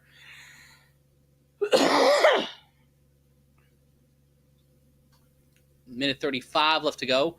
Push kick from both men. Gary going for the knee and then again going at the ankle. He is hobbling now is Neil Magny. Gary sees it. Gary's turning it on. Throws the right and the left. He's got your picture. He's coming with you. Dear Magny, let him in. Pushing off the fence was Neil Magny. Kick to the leg again by Ian Gary. That left leg, that lead leg of Neil Magny is drag-assing here He is walking like me in the morning. Gary has landed 21 of 23 leg kicks. That left leg is in trouble. Magny is holding on to the octagon wall, using it as a guide because it is somehow helping him keep standing here with 44 seconds left to go. Switching his stance and now leading with his right leg. Hobbling is Neil Magny with 38 seconds left to go. Trying to find a way out of this, trying to find a way to survive in this fight. Magny in trouble. Gary just keeping him there, just following him around. Again, a leg kick, landing a combination.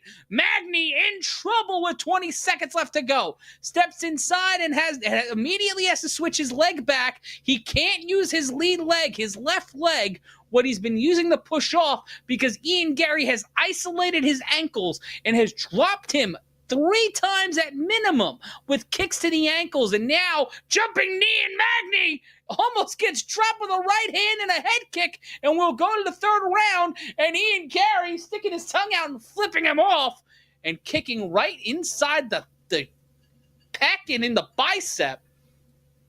Oh, and that's where the ankle slipped, and just kicking at that knee and at that ankle, chopping the tree down. Ian Gary just working on Neil Magny here.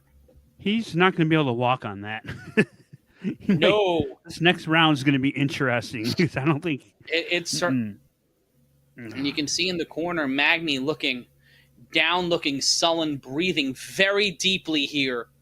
And he is limping his way, trying to get some movement back into that left ankle. It is going to be a long 5 minutes for Neil Magny. Ian Gary looking confident. He is smiling and laughing in the corner as he makes his way towards the center of the octagon for our third straight fight to go to the third round. So JP from Tornado Bros saying, I'm not picking anyone for the rest of the night. Oh, sorry, Matt. The first fight I ever saw live was Forrest Griffin versus I want to say it was Rampage Jackson, or was it That is a fight that happened. But all I remember while you remember that, 4:38 left to go in the third round. Do you have it? What's that? Oh, I thought you were talking to me. Gary drops Magny again. Third straight round where Neil Magny has been dropped by Ian Gary, and once again going at that ankle. It is exposed. It is wide open. There is a big neon sign saying kick here, and Ian Gary is going after it. Kick that time from Magny. You leading with that left ankle. Dangerous game here. With 3:55 left to go. He can't put pressure on it at all. No, and Magny just can, and that's it. They have to end this fight.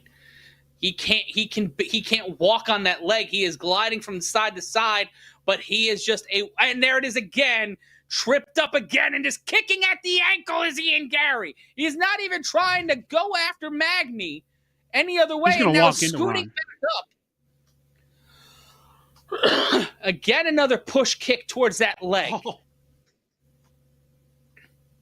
Feigning, trying to use Magny's own momentum. Magny, 19 of 64, only landing 30% of his significant strikes. Gary landing 60 of 109, over 55% of his significant strikes landed so far tonight.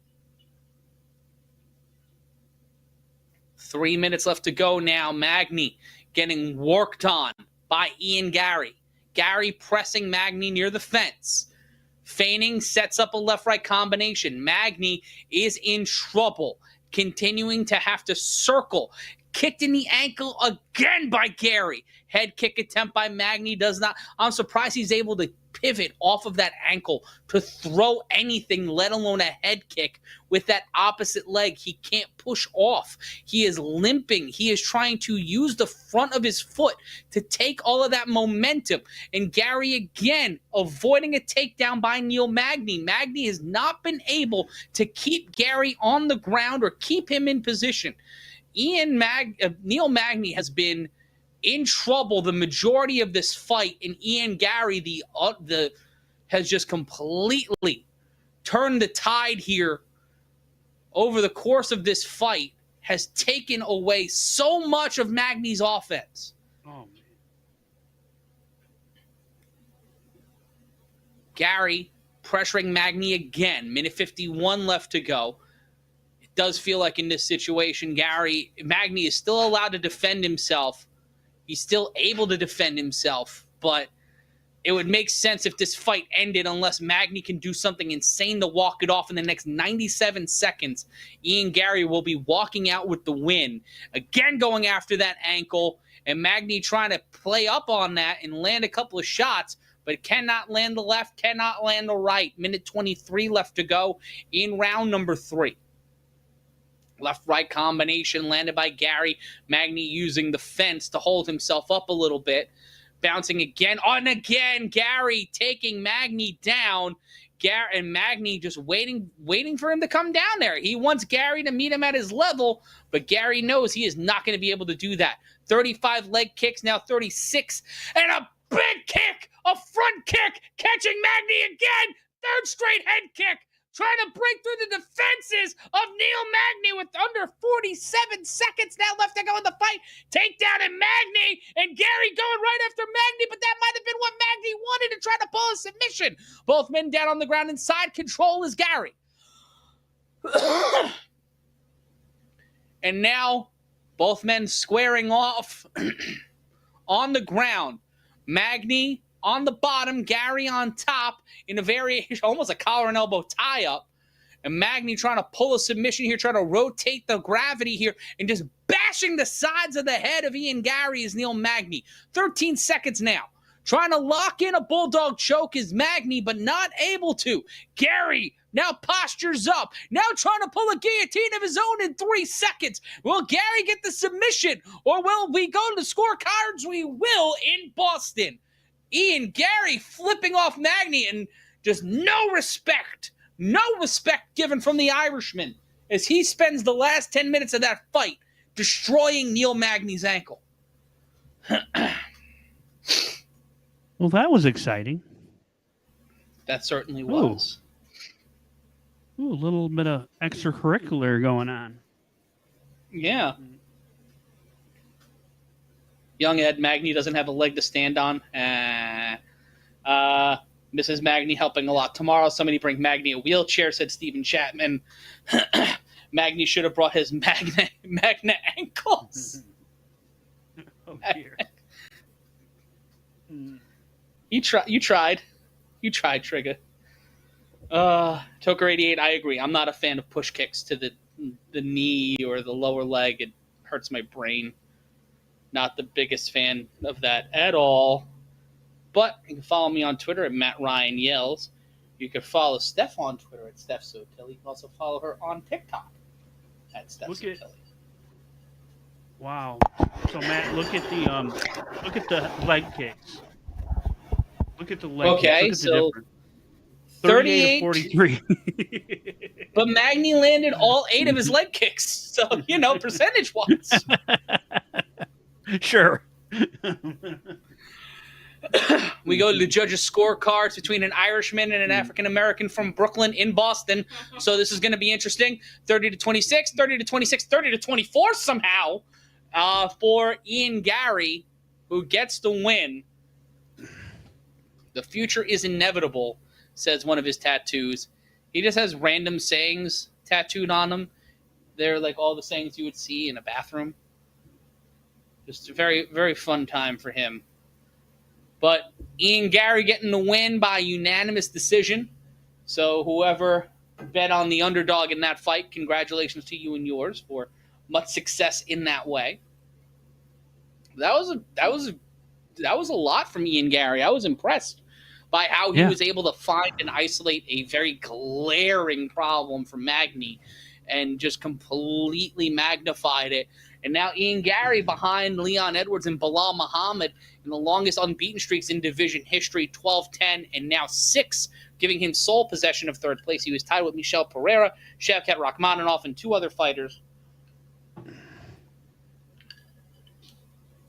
That was the fight I was referring to. Two Was fights left tonight, folks, and they are 2 title fights: Amanda Lemos versus Zhang Weili for the Strawweight title, and then Sean O'Malley versus Aljamain Sterling for the Bantamweight title. So tell your friends, stick around for a while, have a sandwich, have a drink, have a smoke.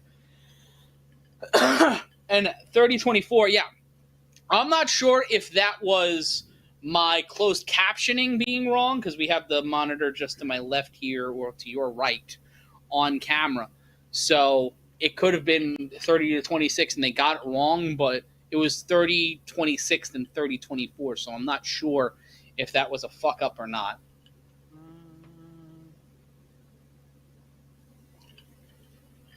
And Ian Garry showing out in Boston. An Irish guy in Boston being successful. Never heard of it.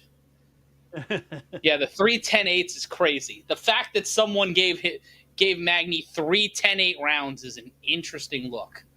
He was the second and third round I could see 10-8, 10-8. I'd say 10-9 round 1. Like, I wouldn't do 10-8 for... And look at that Boston single mom act for security in the crowd as Ian Garry dances very provocatively in front of some athletic commission director for reasons I don't understand. And Stephen Carasso, Garry couldn't finish a guy on one leg. Well, you know, you try in front of all those people. Oh, never mind.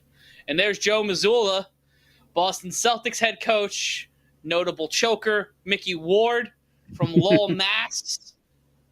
Yan Zhang in the crowd in Boston. Tatia. Now, do you think they just fly them out there, or they just show up random? Michael Chandler there with his son, allegedly going to fight Conor McGregor, maybe at some point, possibly. Who knows? Do you think that's going to happen? Let us know in the chat. Trigger D, Chris Modman's leg held up better than Neil Magny's. That's true. I don't know how the fuck that happened, but hell, good for you, Weidman. Amanda Lemos rocking the hairstyle that could only be considered the Kate Gosselin. That is a choice for a haircut for a fight. It looks like the haircut a Halle Berry character would have in the third act of a movie. That's definitely the swordfish look. Oh, that's a good point. Yeah, so that movie made many a man a man. Yes, 2001. For more than one reason. Where Halle Berry showed her bosom. I did not watch it. No, but I was making the joke that in 2001, when everybody had Kazan LimeWire, that scene turned a lot of boys into men. Oh, so did something else that happened in 2001. That is true. Aaliyah died. Right. Coming up next is our co-main event. Let us know who you think. Fo Sushi would be surprised if McGregor could make weight.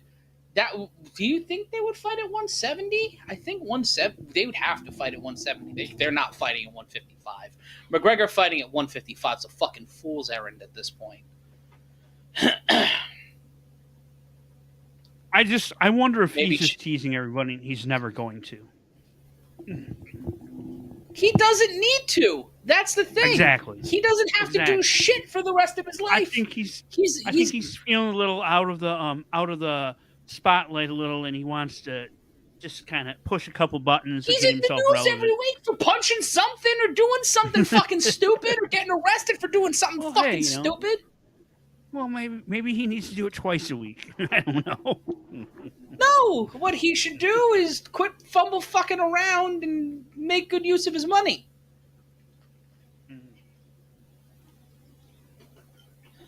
Well, you can only make so much Irish whiskey, I suppose. He sold that. He doesn't even own it anymore. He sold it to fucking Bacardi, somebody.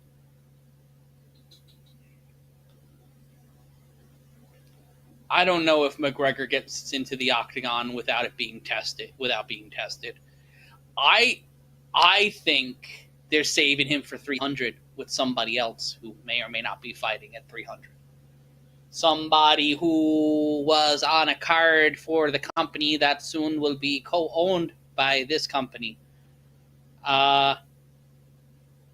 Did anybody see the Oscar De La Hoya documentary on Max? Because I've seen a trailer for it. I've not watched it yet. Has anybody actually seen it and know if it stinks or not? Because I actually really do want it to be good. Deathwish Dan, Ariel versus the Schmo. Oh, I'd pay tickets. I'd pay money to see that fight. I would pay good money to see. Two bought and paid for. You know what? I'm not even gonna go down that road.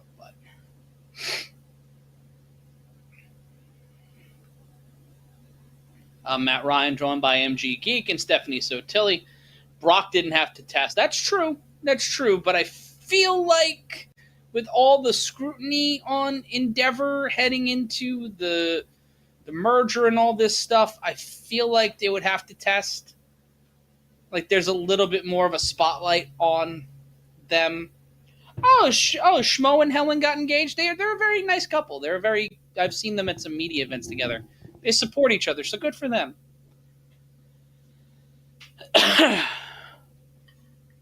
Also, Proper 12 was pretty good. Remember I made those Proper 12 cocktails back when we were on SB Nation stuff?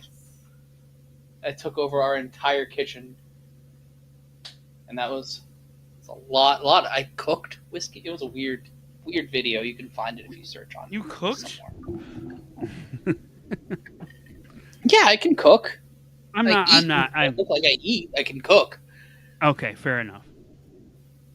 No, I don't allow him because it's like a tornado passed through the kitchen. I was going to say, how clean are you? So I don't allow him to cook very much. Trigger D saying that Lemos has that clinch strength. It will be interesting to see how these two fighters face off when we go to the notes here. Because Matt's professional and he has those, which is awesome. Yes. Well, I'm not going to do the job. I'm not going to half-step the job here. Lemos has she's tied with Jessica Andrade and Rose Namajunas for most finishes in strawweight division history with 5, most knockdowns in division history with 5, tied Andrade for most knockouts with 3 in women's strawweight history. So Lemos can throw. She could throw leather.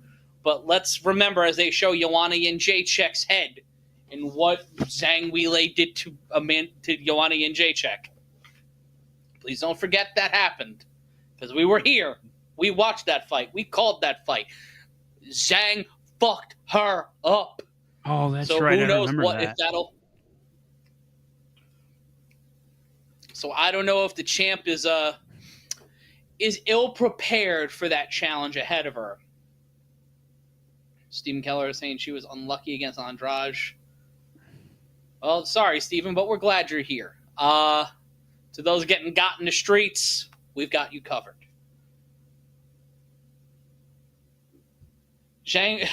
Josh saying in the chat, Zhang can pick up Ngannou with ease. Fair play. As Amanda Lemos will make her walk to the octagon. Can you turn energy saver off, please?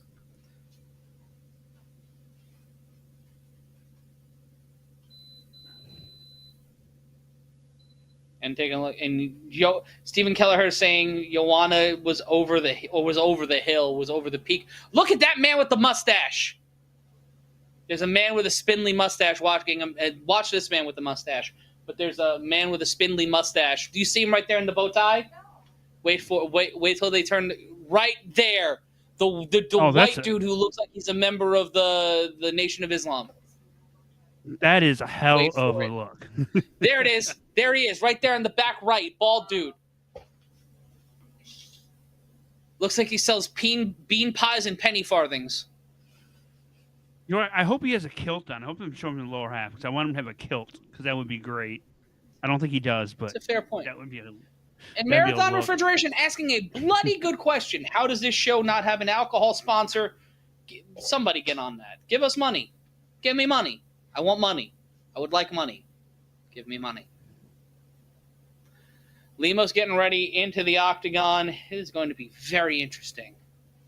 how this goes down. Lemos getting a new tattoo inked up, ready for the occasion, ready for the fight. Is that the Kate Gosselin hair, Steph?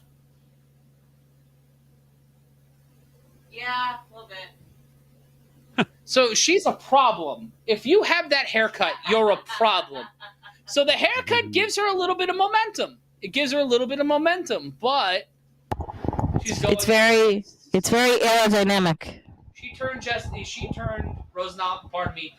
and Jacek into Megamind, did Zhang Weili.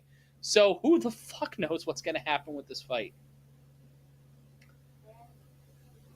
Stephen Chapman comparing it to the Megan Rapinoe hair. That is very, a little bit, not truly, but close. Rapinoe-ish. Tied, as we said before, the highest knockdown rate in UFC Strawweight history. She knocks someone down once every 1.27 times per 15 minutes. So almost 1.5 times per fight, she is knocking someone down. It'll be interesting to see how she fares in a 25-minute fight. I said I hope she's more accurate than Rapinoe. We were due. That hurts. That hurts. Fucking egg. Sigh.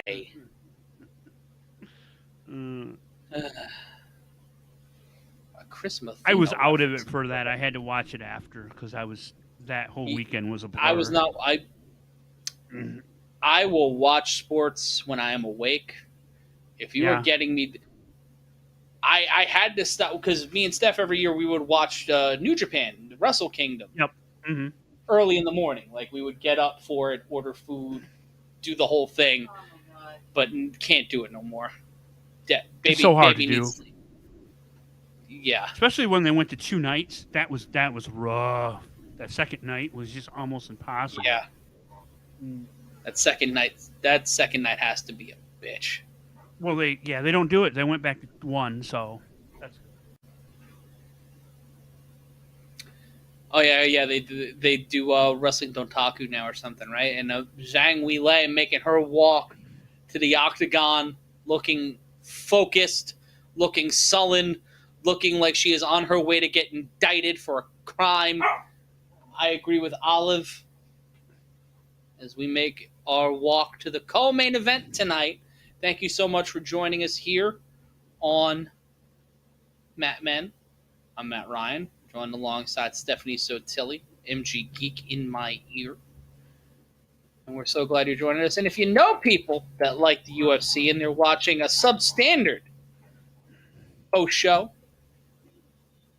and you guys should tell them to come hang out with us. Because what else is there? Like, who wants to, like, the MMA guru, really? Like, any of these other jabrones? Like, it's sad. It's sad that that these exist and people don't know our fun. I want my goddamn flowers. That's all I want. I want my goddamn flowers. But it's co-main event time. Zhang Weili, one of 4 female Chinese fighters in UFC history, looking to retain her title. Winner of her last 2, defeating Carla Esparza in November. Joanna and Jacek late in last year in 2022.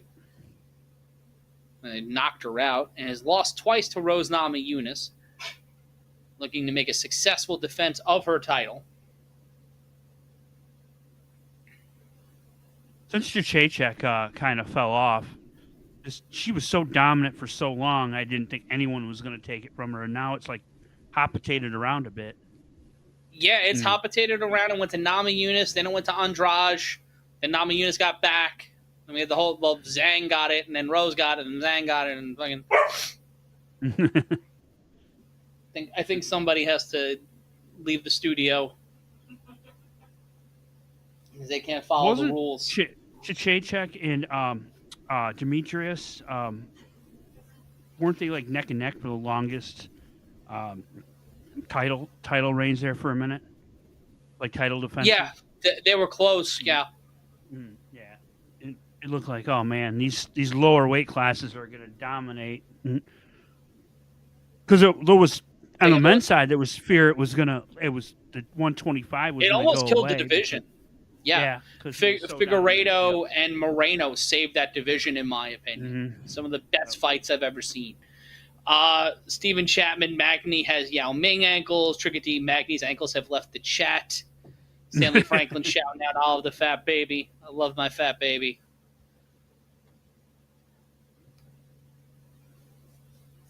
But Zhang, plus 110 to win by knockout, plus 380 by submission.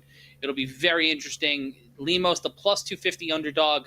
Zhang, the minus 310 favorite as she prepares to step into the octagon. Magny's got cankles. Damn.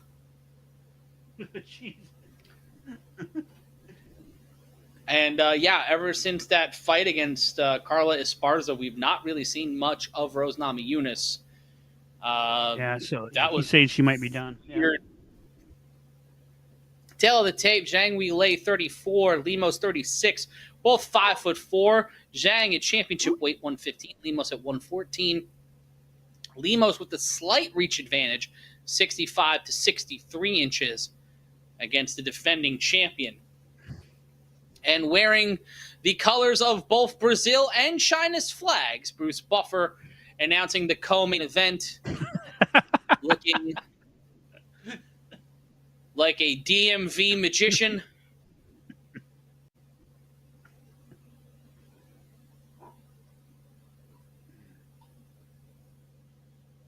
Taking a look at the chat here.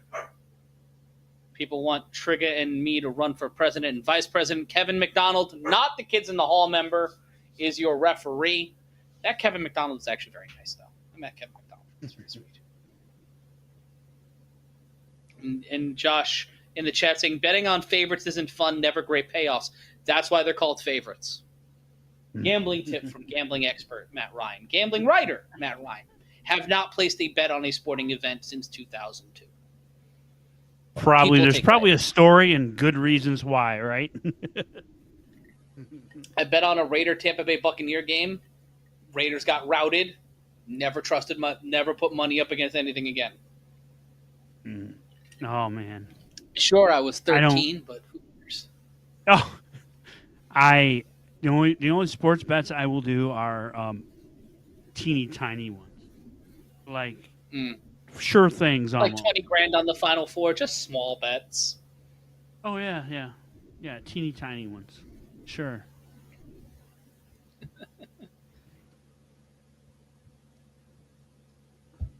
But let us know who you think. Zhang's closing line is usually minus 283, so a little above her usual, where her landing spot is, kind of landing her in Amanda Nunes territory in terms of a favorite.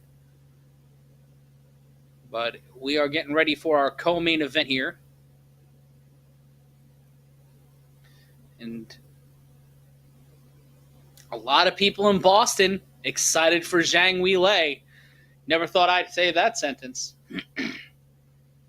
Stanley Franklin, 13 with a killer fry stash. Joe Blair with a country song. The road from North Georgia was too long. It sounds like the beginning of a drive-by trucker song.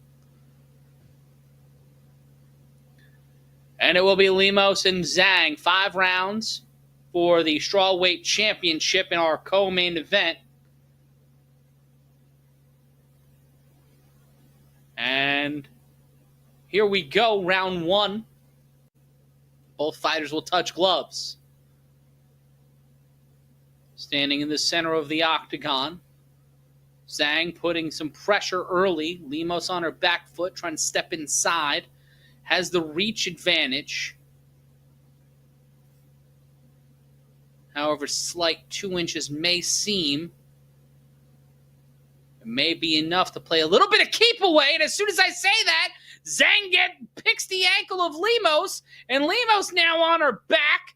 And she is in what could only be considered a inflante. She looks, it's in the Mormon position, if not what you would consider the red light district position. Knees pressed up against the shoulders and the head as Zhang tries to do something, anything, to get the Brazilian off balance and go for a submission here in the first minute of action for the UFC Strawweight title.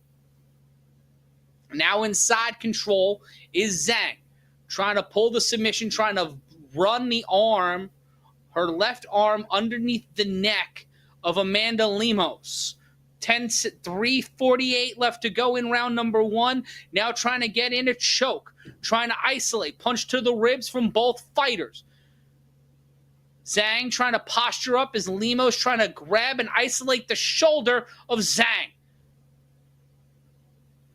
Zhang continuing to put her body weight on Lemos. 3:27 left to go in round number 1 of 5 as we get 12 minutes and 6 seconds into the first round. 12:06 into the brand new day of August 20th. 3:10 left to go. Pressing her up against the fence is Nunes. Zhang. So used to saying Amanda Nunes in these situations. Lemos on her side. Zhang layering some left hands in, trying to bust open the face of Amanda Lemos.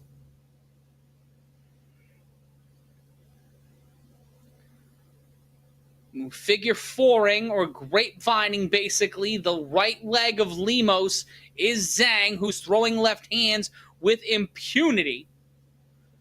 Pressing down on Zhang.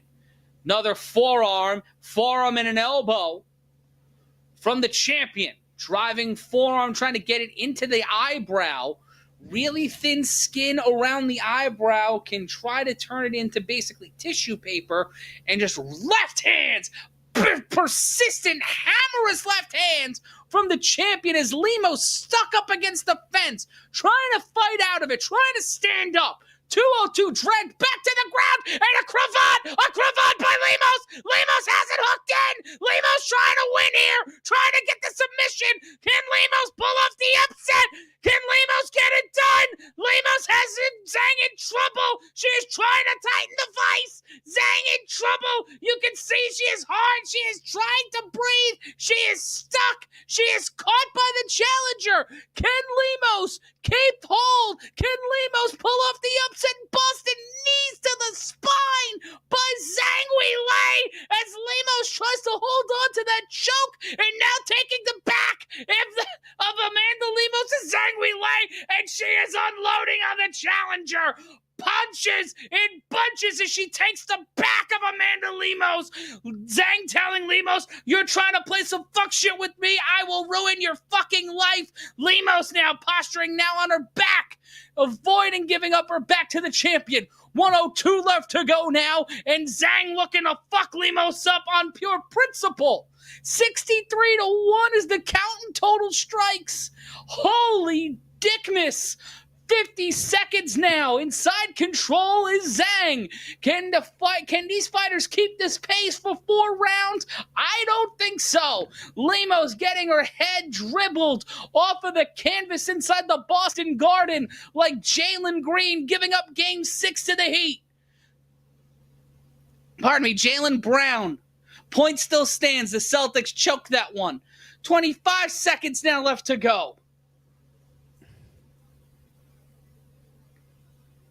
Now on the back, Zhang continuing to pepper Lemos with punches. Lemos has landed a strike. Under 10 seconds now in round number 1. Trying to pull the cravat is Lemos. Takes down Zhang. Tried to hit her with a fucking neck breaker. Almost hit her with a cutter. And Zhang lighting up the challenger as they walk back to the octagon. Holy shit. That was awesome. So, Matt, I think you invented a new holiday. Dickmas? Dickmas? Yeah, I'll do that. Bees that way sometimes. Wow, that was great. That was might have been the best round of the night so far. Well, it's not even close.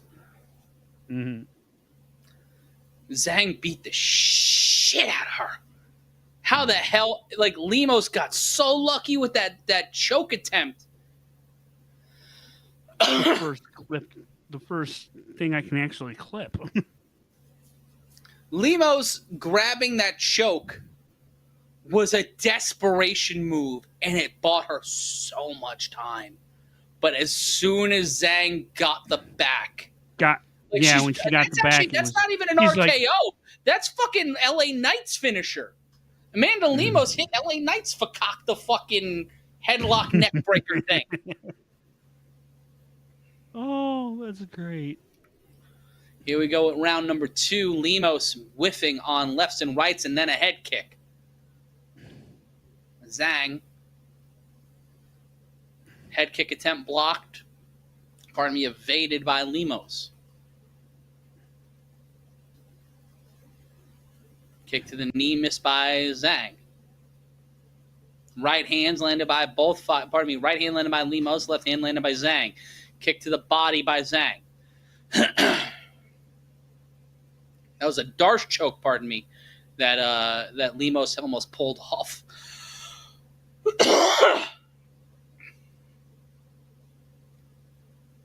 And great point by Stephen Chapman. Every time Lemos tries something, Zhang completely punishes her. She's so right good. Hand by Lemos. And Lemos, breathing heavy from the mouth, throws a big overhand punch and taken down by Zhang. Punch to the shoulder and the head by the champion. Trying to change position here. Inside control, trying to get on top is Zhang Weili. 2 of 2 on takedown. Shoulder strike by Zhang. Inside control, trying to walk around the body of Amanda Lemos as they contort and tangle one another on the canvas of the octagon. Holding down the arm and now climbing up the body is Zhang. Zhang tried to get into top position, but unable to. Lemos figure fouring the left leg, grapevining the left leg of Zhang. Lemos has her head underneath the underneath the shoulder of Zhang.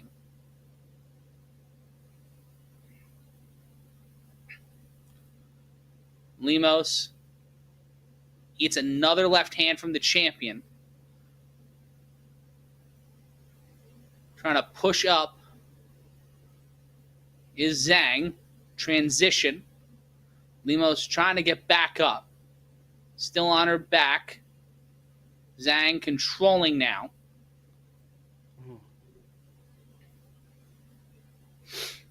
Tried to come across with a left-handed. The champion did not land. Lemos playing keep away with that hand long enough.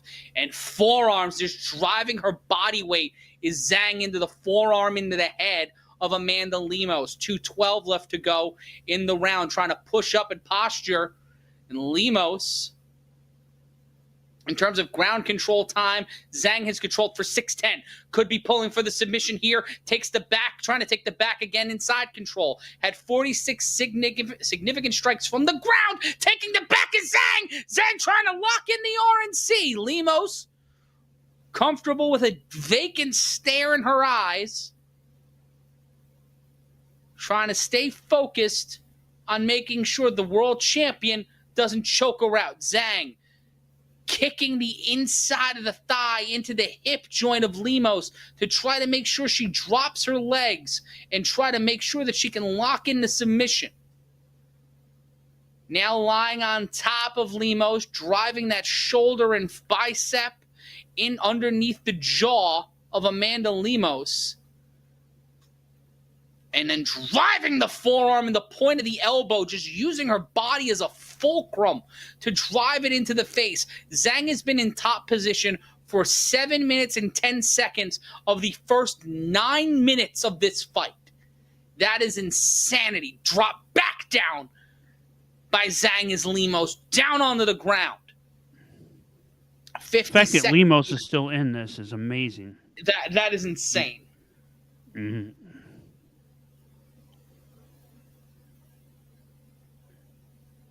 She's comfortable on the ground, but she is getting served up here. And now in the Luther, now completely lucha rolls and gives up the back again is Lemos. Zhang trying to crawl up the body in a variation of the Luther Campbell. Knee to the elbow. Lemos holding on to Zhang's hands with 13 seconds now left to go in round number 2 of 5 for the strawweight title. Trying to transition around. Zhang trying to pull a quick submission here to try to finish this fight in a seating position, and we will go to round 3 in Boston.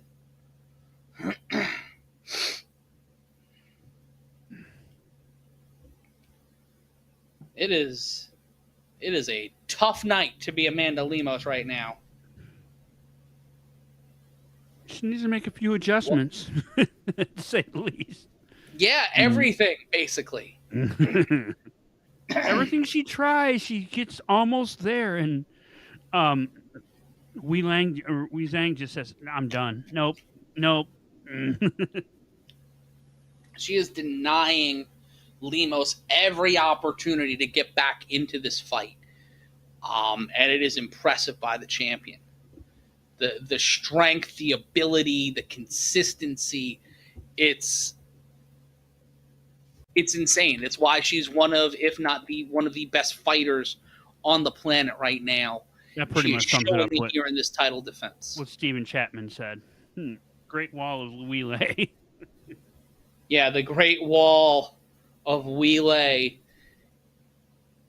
is keeping this championship moving, and anyone who try to take it down will be brought asunder. Oh, these stats are brutal. I put them up, but you don't even need to read them. They're just ugly. 120. Lemos has thrown 13 strikes and landed only 4. Zhang has landed 125 of 146. Holy mother of God. And yet, somehow, Lemos still feels like she has a chance. Well, she's got 3 rounds to turn the tide. Like, it's 10-9, 10-9. If she goes 10-9 straight in 3 rounds, we might have a new champion, but that window is closing quick. 30 seconds into round number 3. 125 before is the strike count. I've never seen someone outstriked by 121 before, but there's a first time for everything. Lemos steps in with a 1-2 combination, eats a 1-2, and then a kick to the stomach by the champion. Zhang punches Lemos in the knee, gets into a double underhook. And Lemos trying to do the takedown. Zhang trying to assert her strength here. Pressed up against the fence. I think they're trying to tell her to get your best finish. Whatever your finish, whatever you think you got as far as submissions, do it now because... Well, there's 2 rounds to go. If this was a 3-round fight, you'd have a point. But right now, she has another 2.5 rounds to try to change the tie. I'm just listening to what Joe Rogan just said. It's like there's desperation already, which isn't probably good. Yeah, she's tired. She's been getting her ass kicked for fucking 13 minutes.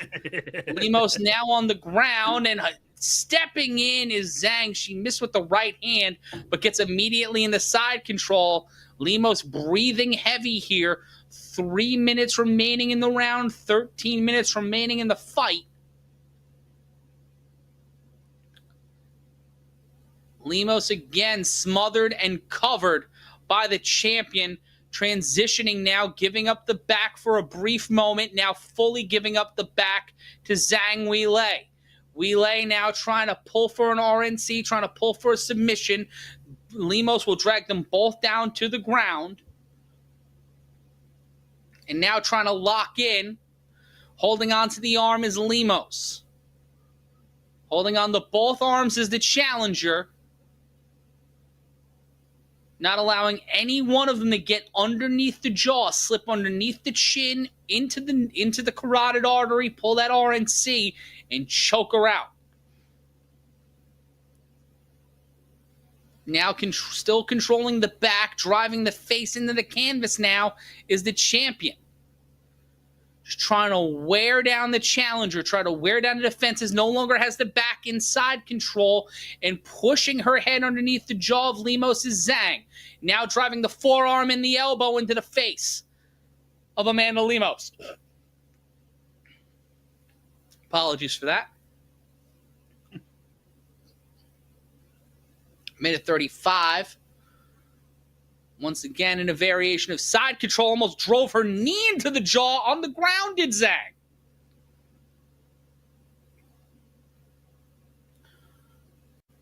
Amanda Lemos, the topography of her body has become mastered by Zhang Weili in these last 15 minutes or so. As Zhang has controlled nearly every motion from the challenger. Right forearms, another left elbow, another elbow over the top from Zhang against Lemos, who is pressed up against the fence, trying to avoid another takedown attempt and another submission attempt from the champion. 51 seconds remain in the third round of 5 for the UFC Strawweight title. So glad to be joining you on this Saturday night. Kick to the midsection by Zhang. Lemos looking tired, trying not to breathe actively from the mouth.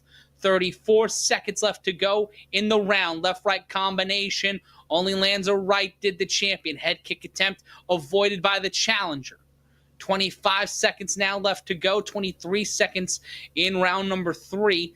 Missing with the forearm. It's 156-9. So Lemos in this round has landed 5 strikes.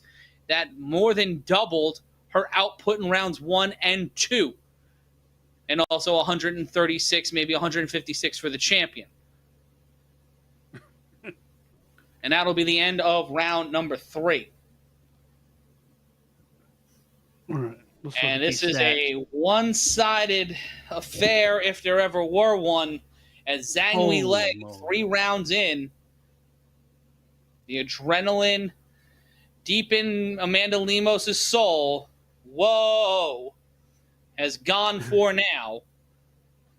And the look at those. As we enter round 4, 158-9. Yikes. Amanda Lemos has been hit 149 more times than she's hit her opponent. I don't think that there's a mercy rule in mixed martial arts, but if it's being factored in hundreds or we 50s, get like 10-7 rounds. Can we get 10-5 rounds for this one?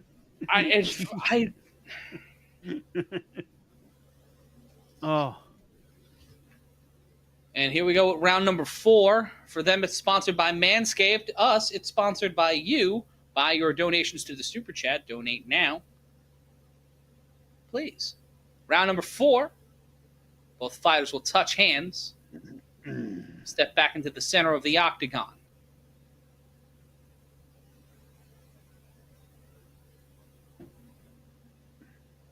Push kick situation by Zhang. Someone in the crowd who looks like Doris Roberts with a red wig, which is very confounding to me. So that or a female Mad Hatter, or I've had a stroke. Kick to the body feigned by Zhang. 4:20 left to go in the 4th round. Kick avoided by Lemos.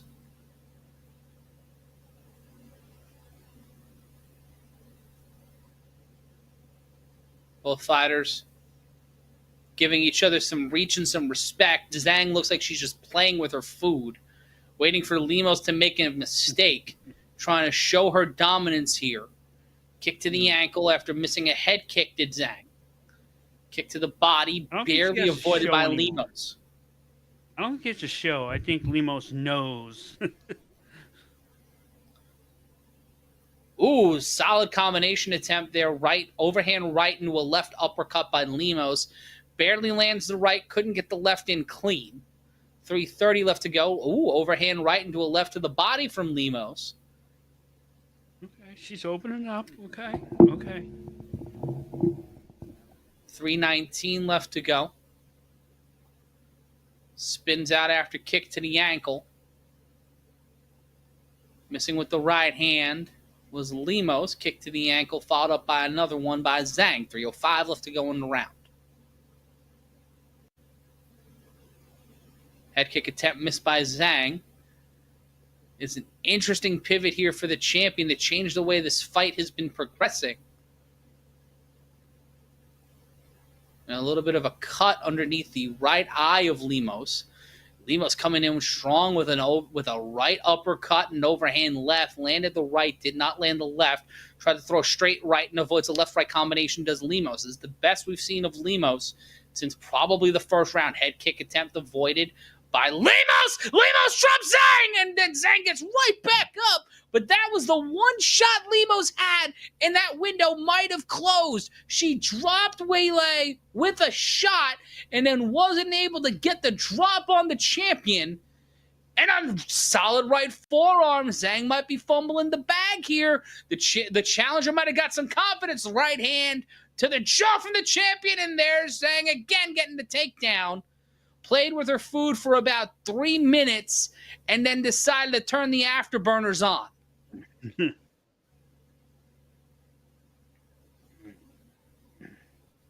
Lemos pulling the choke, trying to pull the choke here. Amanda Lemos in the first round, pulling a reverse sleeper. Can Zhang with a 160 strike lead give? Oh no, Lemos will break the choke.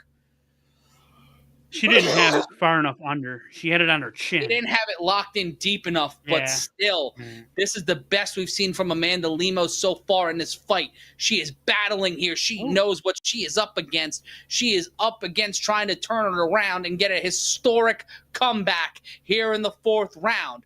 Minute 14 left to go. Lemos looking a little looser here. Zhang looking a little tired. Push kick landed by the champion, a variation of a super kick to the midsection.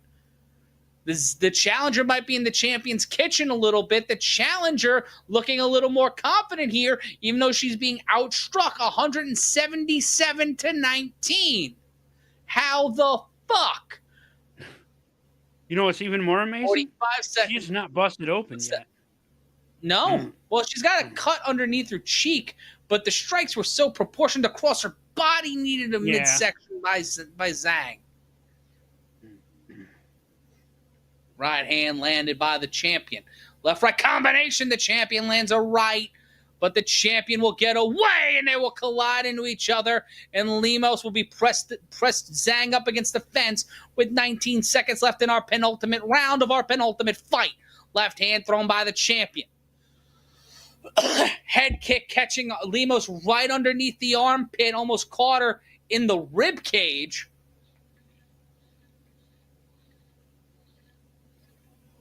Lemos throwing wild there, leaving her head wide open in front of God and everybody. But we'll survive the fourth, and we will head to the fifth. I'm Matt Ryan. Joined alongside MG Geek, Stephanie Sotilli. What a fucking fight. This is entertaining, even though it's so lopsided. That's good. Yeah. Well, she's got 21 strikes now. It's 182-21. She has landed 161 more strikes than Lemos. Oof. And Lemos could technically have won that round 10-9. Yeah.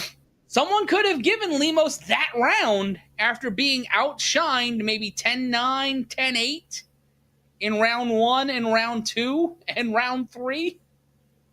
Look at the control. Look at the stats. Look at the control.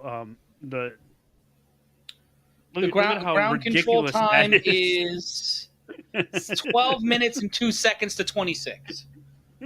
Holy dick. That's an insane number. Right. And it is time for round number 5.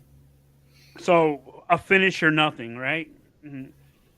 Yeah, there's absolutely no earth that she's somehow in this on points. A solid super kick by Zhang, and then another push kick to the leg. Another super kick. Zhang Weili training down at the Performance Center early. Right hand by... Oh, my God! Zhang threw a right hand from the depths of hell, caught Lemos. She reset and wondered what the fuck was going on. She is on the ground, and now Zhang is like a dog on a bone. She is throwing shots with impunity. She might get to the 200 mark by the end of this. And now a heel hook, an ankle pick by Amanda Lemos. Lemos trying to steal it here with an ankle pick. And Weili Zhang will turn it around. Luther Campbell and Zhang Weili beating the dog shit out of Amanda Lemos using one hand and now both hands, and now legs are akimbo, and now Lemos' head is underneath her shoulder blades. This is fucking chaos as Lemos is getting lit up here by Zhang Weili. Punches trying to keep him to the side of the head and not the back. 32-0 in terms of significant strikes in round 5 for Zhang. Lemos getting teed off on here. Punched in the fucking face more times than anybody should be punched in the fucking face. How is Lemos still standing? How is Amanda Lemos still cognizant? How does she know she's in the Commonwealth of Massachusetts right now is beyond me.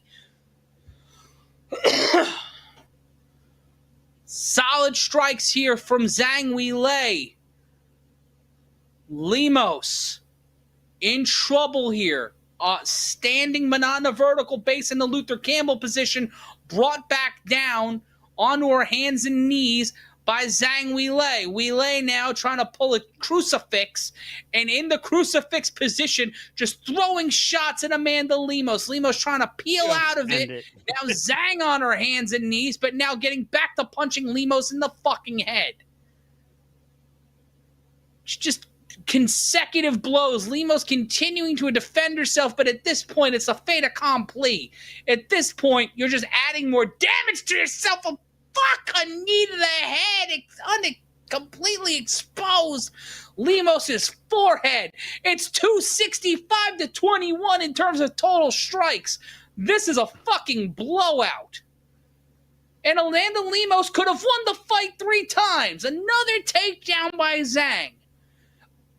Zhang Weili has dominated this fight, but Amanda Lemos has been able to nearly steal this fight 3 times. This is a star maker fight for Zhang. She's becoming like, even though she already pretty much was. Yeah. With Amanda Nunes retiring, this is like a star maker. People are cheering for her. Much like Trigger beating the Rap Stanley Franklin, Zhang beating on Lemos here with 91 seconds left to go in the 5th and final round. Lemos with swelling all over her eye. There are different welts on her eyebrows right now. There are 2 separate welts on her eyebrows.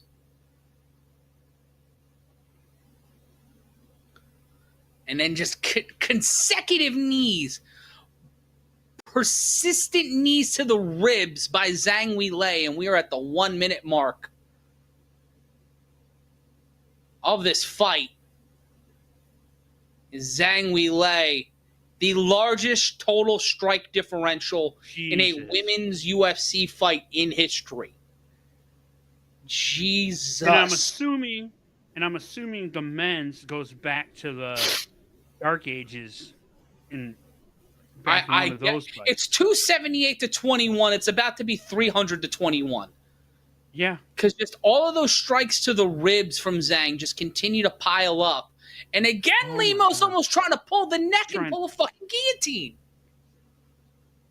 So I have mad respect for Lemos, and I'm guessing that the crowd is going to too. Fuck! What a kick by Zhang! It almost knocked Lemos' top off. Another savate kick. And that will be the end of this one. We will go to the scorecards. Why? Why? I guess it's a formality, right? Jesus. Yeah. What a fight. What a performance. And respect to Amanda Lemos, who kept Wow. What grit She didn't stop. from Amanda Lemos. Just the ability to keep enduring that punishment. And there were times like here where she hits a headlock neck breaker. She hits a fucking cravat neck breaker like she's Chris Hero on an IWA Mid-South show in fucking 2002. And almost getting the submission, almost getting the choke, again and again and again. But it shows just luck is so important in this fight, but skill supersedes luck 9 times out of 10. That was the 9. 4 fights, 4 decisions. Raiden says so. Let's hope the 5th one ends early. O'Malley gets knocked out, and we can all have sandwiches. Or I can prep for my next show. Yes. The final score, well, the final stats, 288-21. Steph, if someone hit you 288 times in 25 minutes, and you only hit them 21 times, how would you feel? Who is hitting me? Zhang Weili. I feel like I'd be dead by the second hit. I would have no opinion past that. Stop, he's already dead. All right, let's see how the judges scored this one. 50-43, 50-44, and 49-45. Wow. So they gave... so Zhang lost a round there. It was 1-10-9 round on one of the judges' scorecards. How did she lose 1 round for any? I guess it would have been that round where she was getting all those submission attempts. The 3rd round, maybe. Yeah. We've had the new UFC belt since 2019, I want to say. Since the start of the ESPN era, so 2019. Yeah, it was somewhere in there. And, I'm used to them, but I still don't like them. They're very branded. They're very much like the WWE, right? Where they're very branded. Yeah, it's busy. It's so fucking busy. Well, that's what we're going to get now, man. I hate to say it, but that's how they're doing it. I know, and you're probably a nostalgic belt guy where you like the crest and the nice, like. I like clean. I don't like stacked plates. I like a clean design. Like the only stacked plate belt I like is this one, and we'll crown a champion for this on September 24th in Brooklyn. Catalyst Wrestling returns on September 24th. Come hang out, have a drink with us. Homicide versus Darius Carter, Rocky Romero versus Colby Carino. Kid Bandits on the card. We're going to have a good time. We're going to crown a new TV champion. And we got tacos. So go to tinyurl.com/catalyst, TIX. That's tinyurl.com/catalyst, TIX. Matt Ryan, MGP, is here. That is September 24th. And when is the Arthur Ashe show? September 20th. Indeed. So you might be able to see me handing out flyers in front of Arthur Ashe. Young Ed saying Sweet and Low is about to be humbled. Steph, MG, you guys run the boat for a second because I'm going to use the restroom. Prepare for our main event. It's the first time I've done it all show. Give me a break. Oh, I just took a bite of a Butterfinger. You could have waited till you were done. I literally took a bite before you said this. Yes, but Matt's also here. He can talk. Okay, that's fair. All right, Matt, read the chat. I can hear. Hi. Hi, kids. Well, I was going to pose a question. Right. What's the question? Not to you. Oh, okay. Everyone else. There's so much talk of shaving pubes. I don't know. Somebody brought that up. What? Where? So to both yourself and everybody watching. So how much money would it take for you to shave your head? For me to shave my head? Yes. Have you seen you my and everyone head? else. They can write their answers here, but you have to say it with your face. Oh, if I turn on my camera, which I just did, to $10,000 because I like my hair. $10,000. That's kind of high. Why $10,000? Why that high? Look at my hair. It took 3 years to grow this shit out. I don't think I've ever seen a picture of you, or if I have, I have a lapse in memory. I just put it up on. I literally just put myself on the screen. So. Oh, okay, I'm on delay. I will see in a second. Yes, Raiden. Yes, I was being sarcastic. I know I brought that up. It was that was a joke.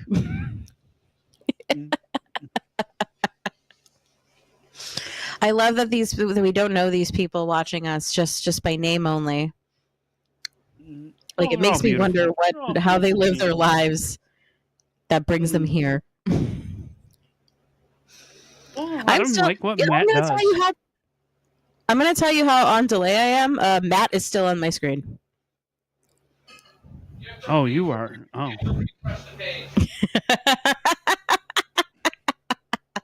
I don't want to touch anything. I don't want to mess it up. And then I can't go back in, and then bots attack the chat, and then it's all terrible. No, it's fine. We need to set I need to eat the rest of this Butterfinger. It's melting in my fingers. All right, hold on 1 second. He would shave his head for $10,000. That seems a little high. A little high. A little high. Yes, but I understand the there was a commitment there, and I'm very proud of. Okay. I got a whole gimmick going now. You still haven't given us the number for like what is the number? Because everyone else seems to think it was 250. Probably was, but now with the mustache, me being bald with a mustache is ridiculous. So it will be 50. Look like Wooly Willy. That game. Yeah, I know what Wooly Willy is. I know what I look like. I can't go to work looking like Wooly Willy. Your work is here. Yes, I can't be on camera for work. We talked about this. I said you get fun wigs. True. Or I can just wear my spoiler mask. Yeah, you said you were gonna. That was it. You said you were gonna wear a luchador mask. I say we get you a Sean O'Malley like wig, like a little curly, oh dear, maybe pink or blue afro.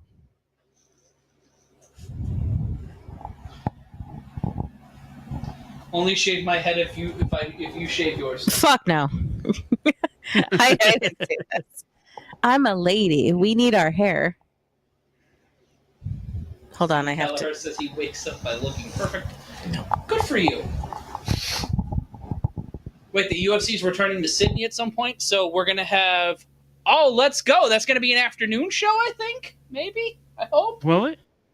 Unless it no, you know what they do with the Sydney shows? They do them Sunday afternoon there, so it's live at the same time. Faux Sushi said, "Meet us halfway in Diet Pink." All right. What? Yeah. 250. I'd dye my hair for 250. Fuck yeah. Yeah, 250, and I'll dye my hair pink. Not the mustache, just the hair. All right. Also, Stanley I Frank, already toured. Slaughter called wants MG to go on tour.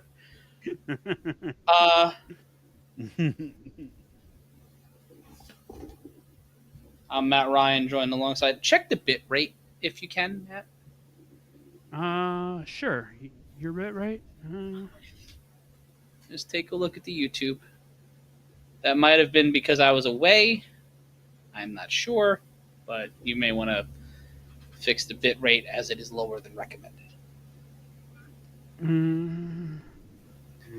Next time we're with you is September 9th. It is 10 p.m. Eastern, 7 p.m. Pacific. Adesanya versus Strickland. Tai Tuivasa in the co-main event. They're going from Boston to Australia.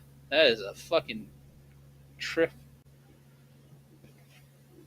Splenda, Sean O'Malley, Stephen Kelleher with a gun. The fuck does that mean? Just apropos of nothing, with a gun. Is that like a different ending to Clue? I think so. How much to shave my chest hair? Well, my chest hair is a part of my identity. No, dear. That's the only redeeming part of your identity. Thanks. I was a question. I I don't know. Throw in $75. Yeah, throw in an extra 75. Gotta land something hard. Steven, these questions, just apropos of nothing, are very confounding, my friend. If you take a look at the bantamweight rankings heading into tonight, Aljamain Sterling at the top of the list. Merab Dvalishvili is the number 1 ranked bantamweight. Sean O'Malley ranked 2nd. Cejudo behind them. Sandhagen behind him. And Petr Yan at the 5 spot. That is a very interesting bantamweight division, to be completely honest. A lot of fun. Taking a look ahead, let us know who you think is going to walk out of the main event with the win. Sean O'Malley, when he first entered the UFC, looks like an emaciated Ben Askren. He's a dead ringer for Ben Askren. Holy shit. Oh, fun fact, Steph. Sean O'Malley's in an open marriage. That's fun. That's a fun fact. That's literally on his Wikipedia. That's in his personal life section of his Wikipedia. Yeah. Good for them. Even though I also look like an upside pineapple person right now. Very much so. You don't care.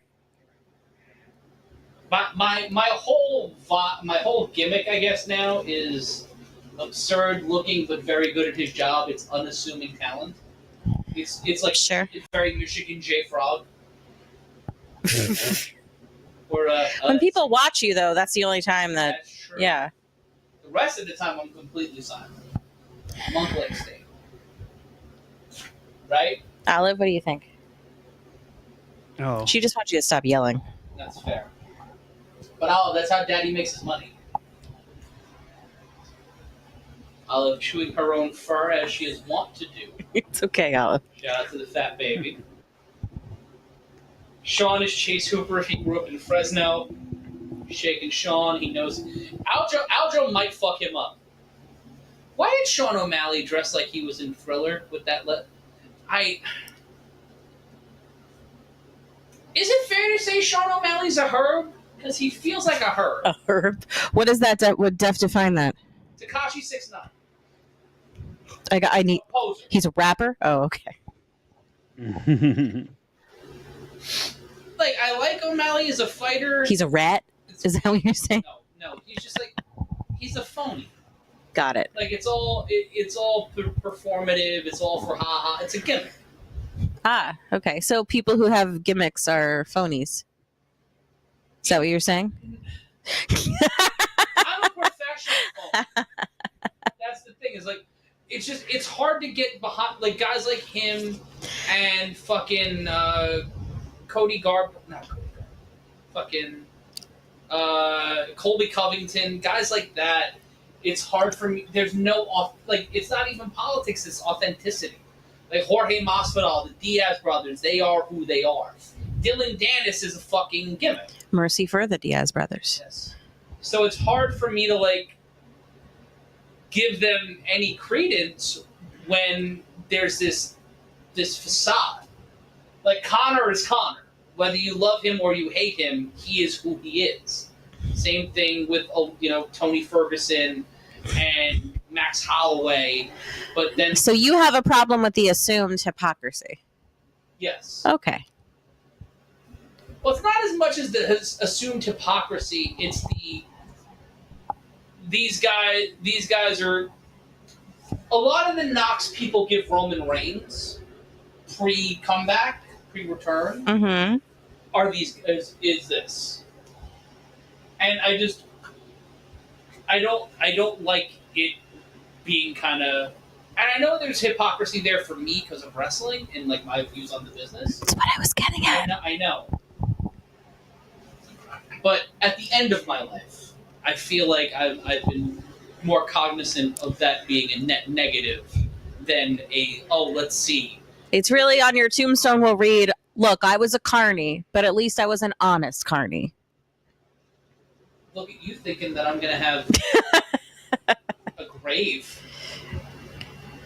I mean, that shirt is too loud to be cremated in. Thanks. Best friend. Quoting a show from 1974, no one will understand. Da, da, It would be awesome if Sean O'Malley was walking out to the Bob Newhart theme. And his hair is pink with blonde bottoms. Oh, all right. His IG handle tattooed underneath his eyes. Is that every ratchet girl's idea of a tattoo? Like, he's got what women got is behind the ear tattoos in the late 2000s. Yeah. On his face. Do you have something to say? No. Okay. You were very vocal before. Like, I get that he lives his life flashy, but he has the personality of a dude who really likes stamps. Like, he doesn't have that exactly out. What was the name of there was a name for someone who collects stamps.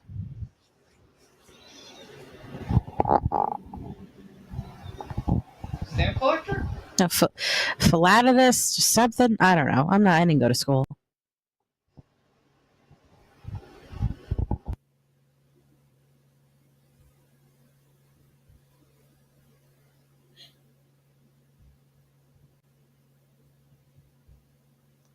And O'Malley will walk into the octagon. So if my mic apparently, so what that means is I'm just not going to talk because your voice is more important.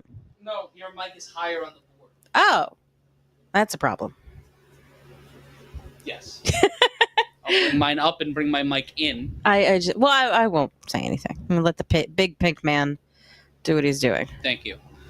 O'Malley, the third longest active unbeaten streak in UFC Bantamweight division history with 5. Highest strike accuracy in the division's history with 60.9%. And here we go with the main event. Shout out to Virginia Valley. Shout out to Fo Sushi. Shout out to Stephen Kelleher, Stephen Carasso, all the Steves and Stans and Tims. And Sean is a kid from Montana. That's true. Like, this could just be his SLC Punk. I'm just a little jaded when it comes to some of this stuff. And O'Malley, for some reason, kind of just fell out of favor with me. But I'm hoping for a great fight tonight. Also, I'm rooting for Aljo because he's from New York. So go New York, go New York, go.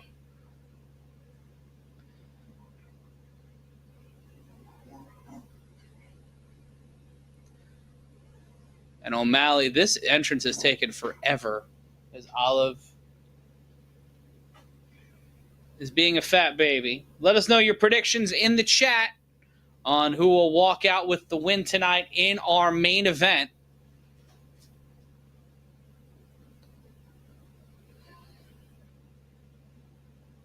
And now Aljamain Sterling will make his walk to the octagon.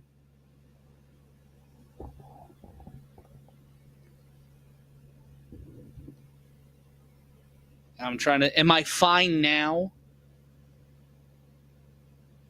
Hey, Matt, is my mic fine?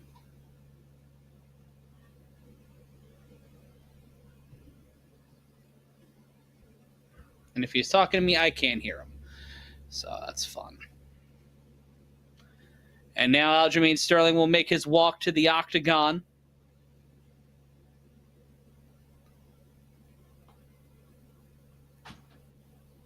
And hey, no rear saying Aljo in 3. Second class citizen, long time on the show. Aljo by disqualification. Uriah Faber who never exercised. Aljo by people's elbow in 3rd. I wish we could get a Triple C versus Volk. That would have been fun. 5-5 here. Aljamain walking to the octagon wearing a Cuban link and being followed by a man in a puffy coat. It makes me really excited for when Endeavor finally merges the UFC and WWE for over-the-top entrances. Buko, you're good, by the way. Ray Longo continues to be the most entertaining cornerman in the game. That's fair. Sorry, as your producer, I probably should have told you I got up for a second. Yeah, that would have been helpful. Yeah, but you were fine ever since we switched back. Something's going on between the two mics. We'll have to troubleshoot it. It's probably that my board is the shits. Anybody know what Aljamain Sterling's what? Oh, Aljo with green in his hair. And we've got the battle of pink-green instead of... So what holiday is that? Oh, Going back to Stephanie's question. What? About dyeing, how much it would cost for you to dye your hair. We are waiting for... Just get in the fucking cage, bro. I don't think it was shave your head. I'll dye my hair right now. I've been meaning to. I think how much it would cost for me to dye my hair. For you, yes. $250. Stanley Franklin's got $100 for MG's hair. What about fun little dip dye? Like if his hair is long enough, we just get the ends. The fun little blue. No, I'm thinking like an ombre red. It's hard to do. We can't do that ourselves. You would have to get that done, and it would cost more than $100. Yeah. Longest winning streak in UFC Bantamweight history with 9. Most wins in Bantamweight history with 14. The current Bantamweight champion, Aljamain Sterling. As we wait for this fight to actually fucking start. And Aljamain Sterling got Vaseline in his eye. I swear to God, if this fight got called off because someone got Vaseline in their eye, I'd punch my television. Ooh, frosted tips. That was actually the name of my discontinued cereal. Oh, shit.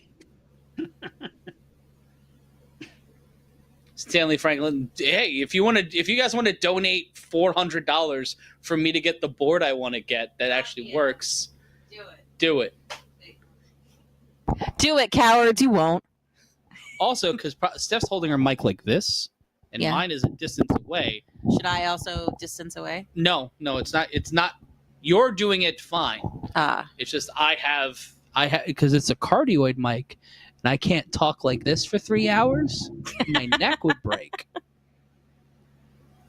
That's why we want money to upgrade for the show. So really, it's you guys. It's helping y'all. You're reinvesting in your experience. Tail of the tape, 34 to 28 in terms of age. O'Malley 5'11", Aljamain Sterling 5'7", both at 135. O'Malley only with a 1-inch reach advantage, 72 to 71. What were you saying, MG? I said, did you see? That was very professional of Stephanie, that professional passive-aggressive guilt trip that she just put on the whole chat.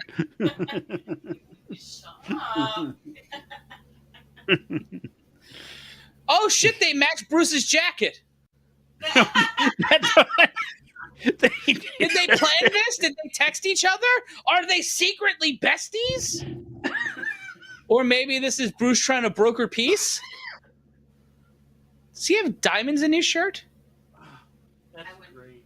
I wouldn't doubt that. He's the most flamboyant man in combat sports. By far. How? I thought his brother was something. I thought his brother's hair was the most flamboyant thing in combat sports for so long. But yeah, his suits. It's fucking ridiculous. Sean O'Malley and Sterling have to have security protecting them while keeping them from each other. That's fucked up that you have to keep people from fighting each other before they fight each other. That's always been an odd part of combat sports. This is going to be good. I hope this is an all-timer. I really do. Yeah, every time we hope for at least one all-timer per show. I don't walk into these shows thinking, I hope they suck. It's rare I get up the next morning and I go, holy shit, that fight was amazing. You know what I mean? Yeah. The plus 205 underdog being introduced, Sean O'Malley, fighting out of Phoenix, Arizona. Makes sense. Taking a look at the chat. Trigger D, Figgy versus Moreno was like Edgar versus Maynard. I could watch that every weekend. Same. He also says people named Bruce are just built different. That's fair. Bruce Smith, Bruce Bochy, Bruce Springsteen, Bruce down at the bank. Bruce Campbell. What's some more of those Bruces we got? Linebacker? You're thinking of Bruce Smith, the linebacker? Yeah, I said Bruce Smith. Yeah. Valanche? No, I was trying to think. Oh, yeah. Valanche. He's from here. Bruce Valanche? No, Bruce Smith. Oh, okay. I was going to say, if you're friends with Bruce Valanche, how have you not gotten him on the show? No. So a guy from Montana is about to fight a guy from Long Island, and no, it is not in front of a bar in the West Village. It is the main event of UFC 292. I'm Matt Ryan, joined alongside MG Geek in my ear, and to my right, your left, Stephanie Sotilli. Aljamain Sterling adjusting his penis. O'Malley adjusting his waistline. Keith Peterson's the referee. They just want to beat the fuck out of each other. You know, we didn't get Stephanie's. The kissing, the stroking, and the fingering is done. It's time to fuck. It's time to fight. It's time for the main event. I'm trying something out here. Bruce Wayne, Bruce Jenner, yeah. Bruce. We forgot about Bruce. And round one begins. Both men will slap hands. Stand in the center of the octagon. Low kick from Aljamain Sterling. Sterling, the more aggressive of the two fighters. Head kick attempt by Sterling. Does not land. Feigns the jumping knee. Putting the pressure on the challenger early is the champion. Just under 19 seconds gone by. Savate kick to the midsection to O'Malley by Aljamain Sterling. Feigning a kick is O'Malley. O'Malley trying to set something up there, but has been setting up and not landing in the early going of this fight. It has been the champion dictating pace. Ankle kick by the champion. Sterling continuing to put pressure on. Push kick attempt. And Sterling checking a knee from O'Malley. Push kick lands, but the toesies by O'Malley. Kick to the shin by champion. Super kick does not land by Sterling. Push up kick does not go from O'Malley. Over a minute gone by, a kick by Aljamain Sterling trying to stop a charging O'Malley. Bit of a frenetic pace here as now O'Malley controls the center of the octagon. We're getting no lay chance in the audience. Well, it's Boston and they're drunk. Okay, fair. 3:33. Sterling. This is a wrestling crowd, dude. Yeah, now they're here for it. They want to fight. They're ready for a brawl. Yeah, this is awesome. Sterling leading with the left. O'Malley again with the left hand. Does not land. Head kick attempt on the up kick by Aljamain Sterling. Does not go. Kick to the ribs does not land from Sterling. Circling around with 3:02 left to go in round number 1 of 5 for the UFC Bantamweight Championship. O'Malley threw 2 rights, did not land. Feigned a right uppercut, did not go. O'Malley has changed the momentum of the fight in his favor as he becomes the aggressor, controlling the inside of the octagon. Head kick attempt by Sterling at 2:37 left to go in the first round. And again, O'Malley will control the center. Sterling looking for a way to get inside. Makes Sterling change up his footing. Trying to change his footwork, his position, his stance. And now both men in the center of the octagon. And it'll be Sterling who will go Battle Dome rules and play keep away with the center.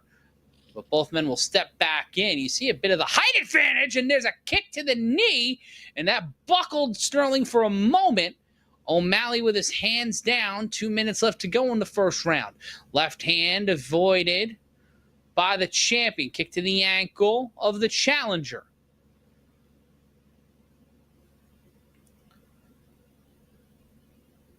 Circling around now. It's Aljamain Sterling in the outside of the octagon, trying to create some pressure and get back into the center. 94 seconds now. O'Malley keeping Sterling on his back foot as he gets near the fence, and O'Malley retreats towards the center once again.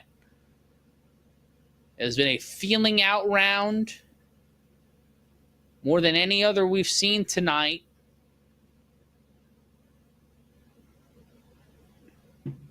.109 left to go in round number 1. The pace has shifted significantly. It's become a waiting game between these two fighters. Neri landing a strike in the last minute or so of this round. 55 seconds and counting. 2 knee kicks from the champion avoided by the challenger.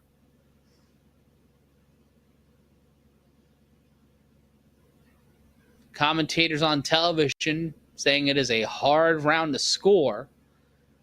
And then 2 huge kicks from Aljamain Sterling do not land. Spinning back kick from O'Malley doesn't land. He tries to get inside. Does Aljamain Sterling now trying to play a little bit of keep away, trying to track down O'Malley. O'Malley runs away. Capturing the leg is Aljamain Sterling, the Cerro Longo prospect, landing some shots now with 15 seconds left to go. The takedown can win him some points to make this a closer round than anybody else might see it. Trying to get this round here. O'Malley comfortable, but eating some right hands from the champion as the champion tries to go for a takedown, and that'll be the end of round number 1. Wow. Interesting round even, to say right? the least. Yeah, that was fairly even. I might give it 10-9 to Sterling. I honestly don't know. Both men in their corner, Sterling standing, O'Malley seated. Pardon me. Take a look at the stats here provided by MG. O'Malley only throwing 12 strikes, 11 of those signature strikes, only landing 6 total strikes, 5 significant strikes. 43 total strikes thrown by Aljamain Sterling, landing 21 of those, though. So when you look at that and you look that he had ground control. Yeah. Or it was 21 seconds. It's a 10-9 round for Aljamain Sterling, in my opinion.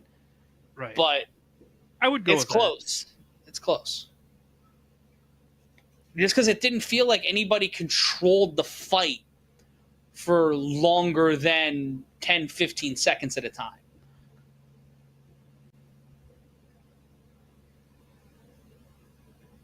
Trigger D bringing up an interesting point. Sterling's got to let his pride, Sterling's letting his pride get the best of him. He needs to wrestle more. And here we go with round number 2.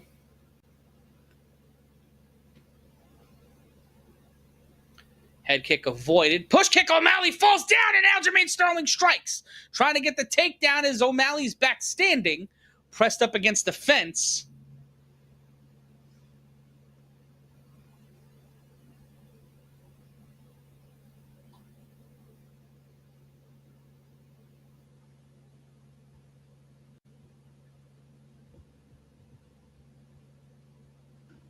Aljamain Sterling gets dropped by a right hand from O'Malley. O'Malley has landed a right hand from hell. Aljamain Sterling is in trouble. Aljamain Sterling finds a way out of it, but Aljamain Sterling is down. What a right hand from O'Malley, and O'Malley with impunity, and it's over. Sean O'Malley in the busted garden walks it off and knocks Aljamain Sterling the fuck out.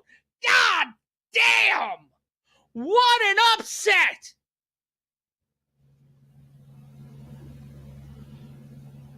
Holy fuck! Holy crap. There's a man shirtless in the crowd. O'Malley has jumped outside the cage. He is dapping people up. He's gotten a beer from somebody. All right, bet. Jesus. Just clean with a right hand.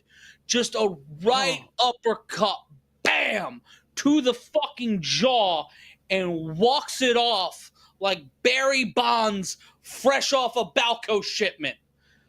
Goddamn. I appreciated that poll, by the way. That was great. Thank you.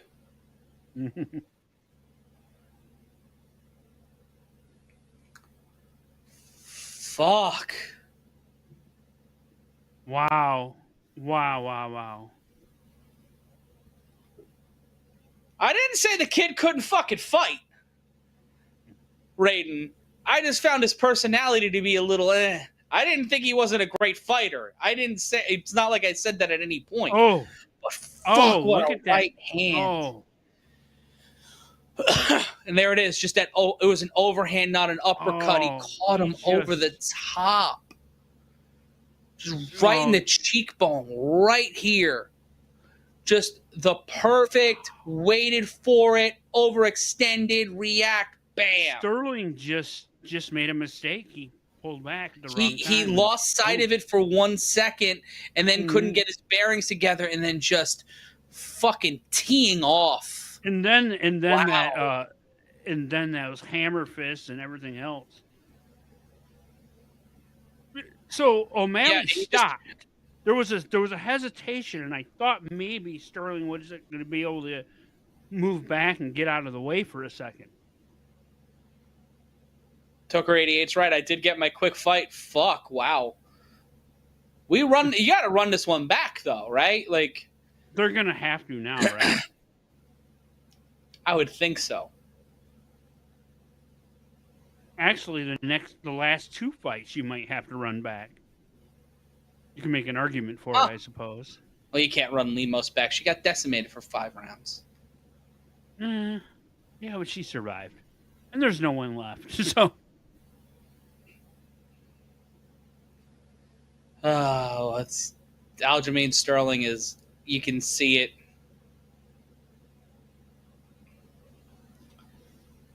And Stephen Kelleher, yeah, that right hand, bro. Holy shit.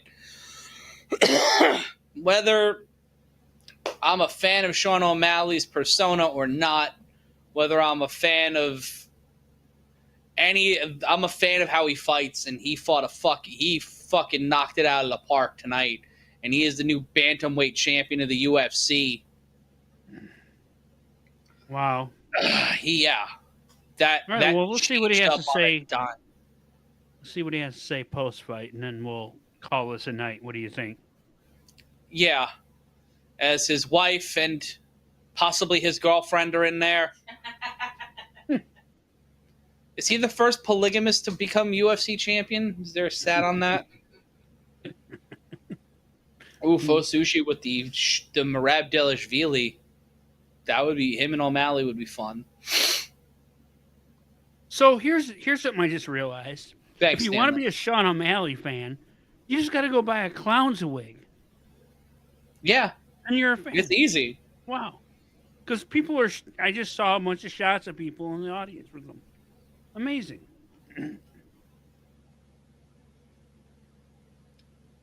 O'Malley saying this is the most nervous he's ever been. He called Aljamain Sterling the best bantamweight of all time. A real... really professional. I was starting to turn on O'Malley, which I was talking about earlier. It just kind of felt fake. But shit, really impressing me here with the victory and how he's handling the win. Winner gets the coat. Fair enough. But these guys beat fuck.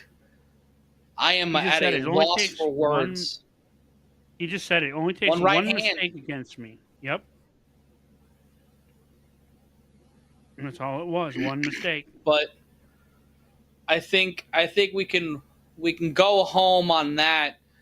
But Sean O'Malley is the new UFC Bantamweight champion in one of the most impressive knockouts I've seen all year. We might have seen for a long time. But fuck.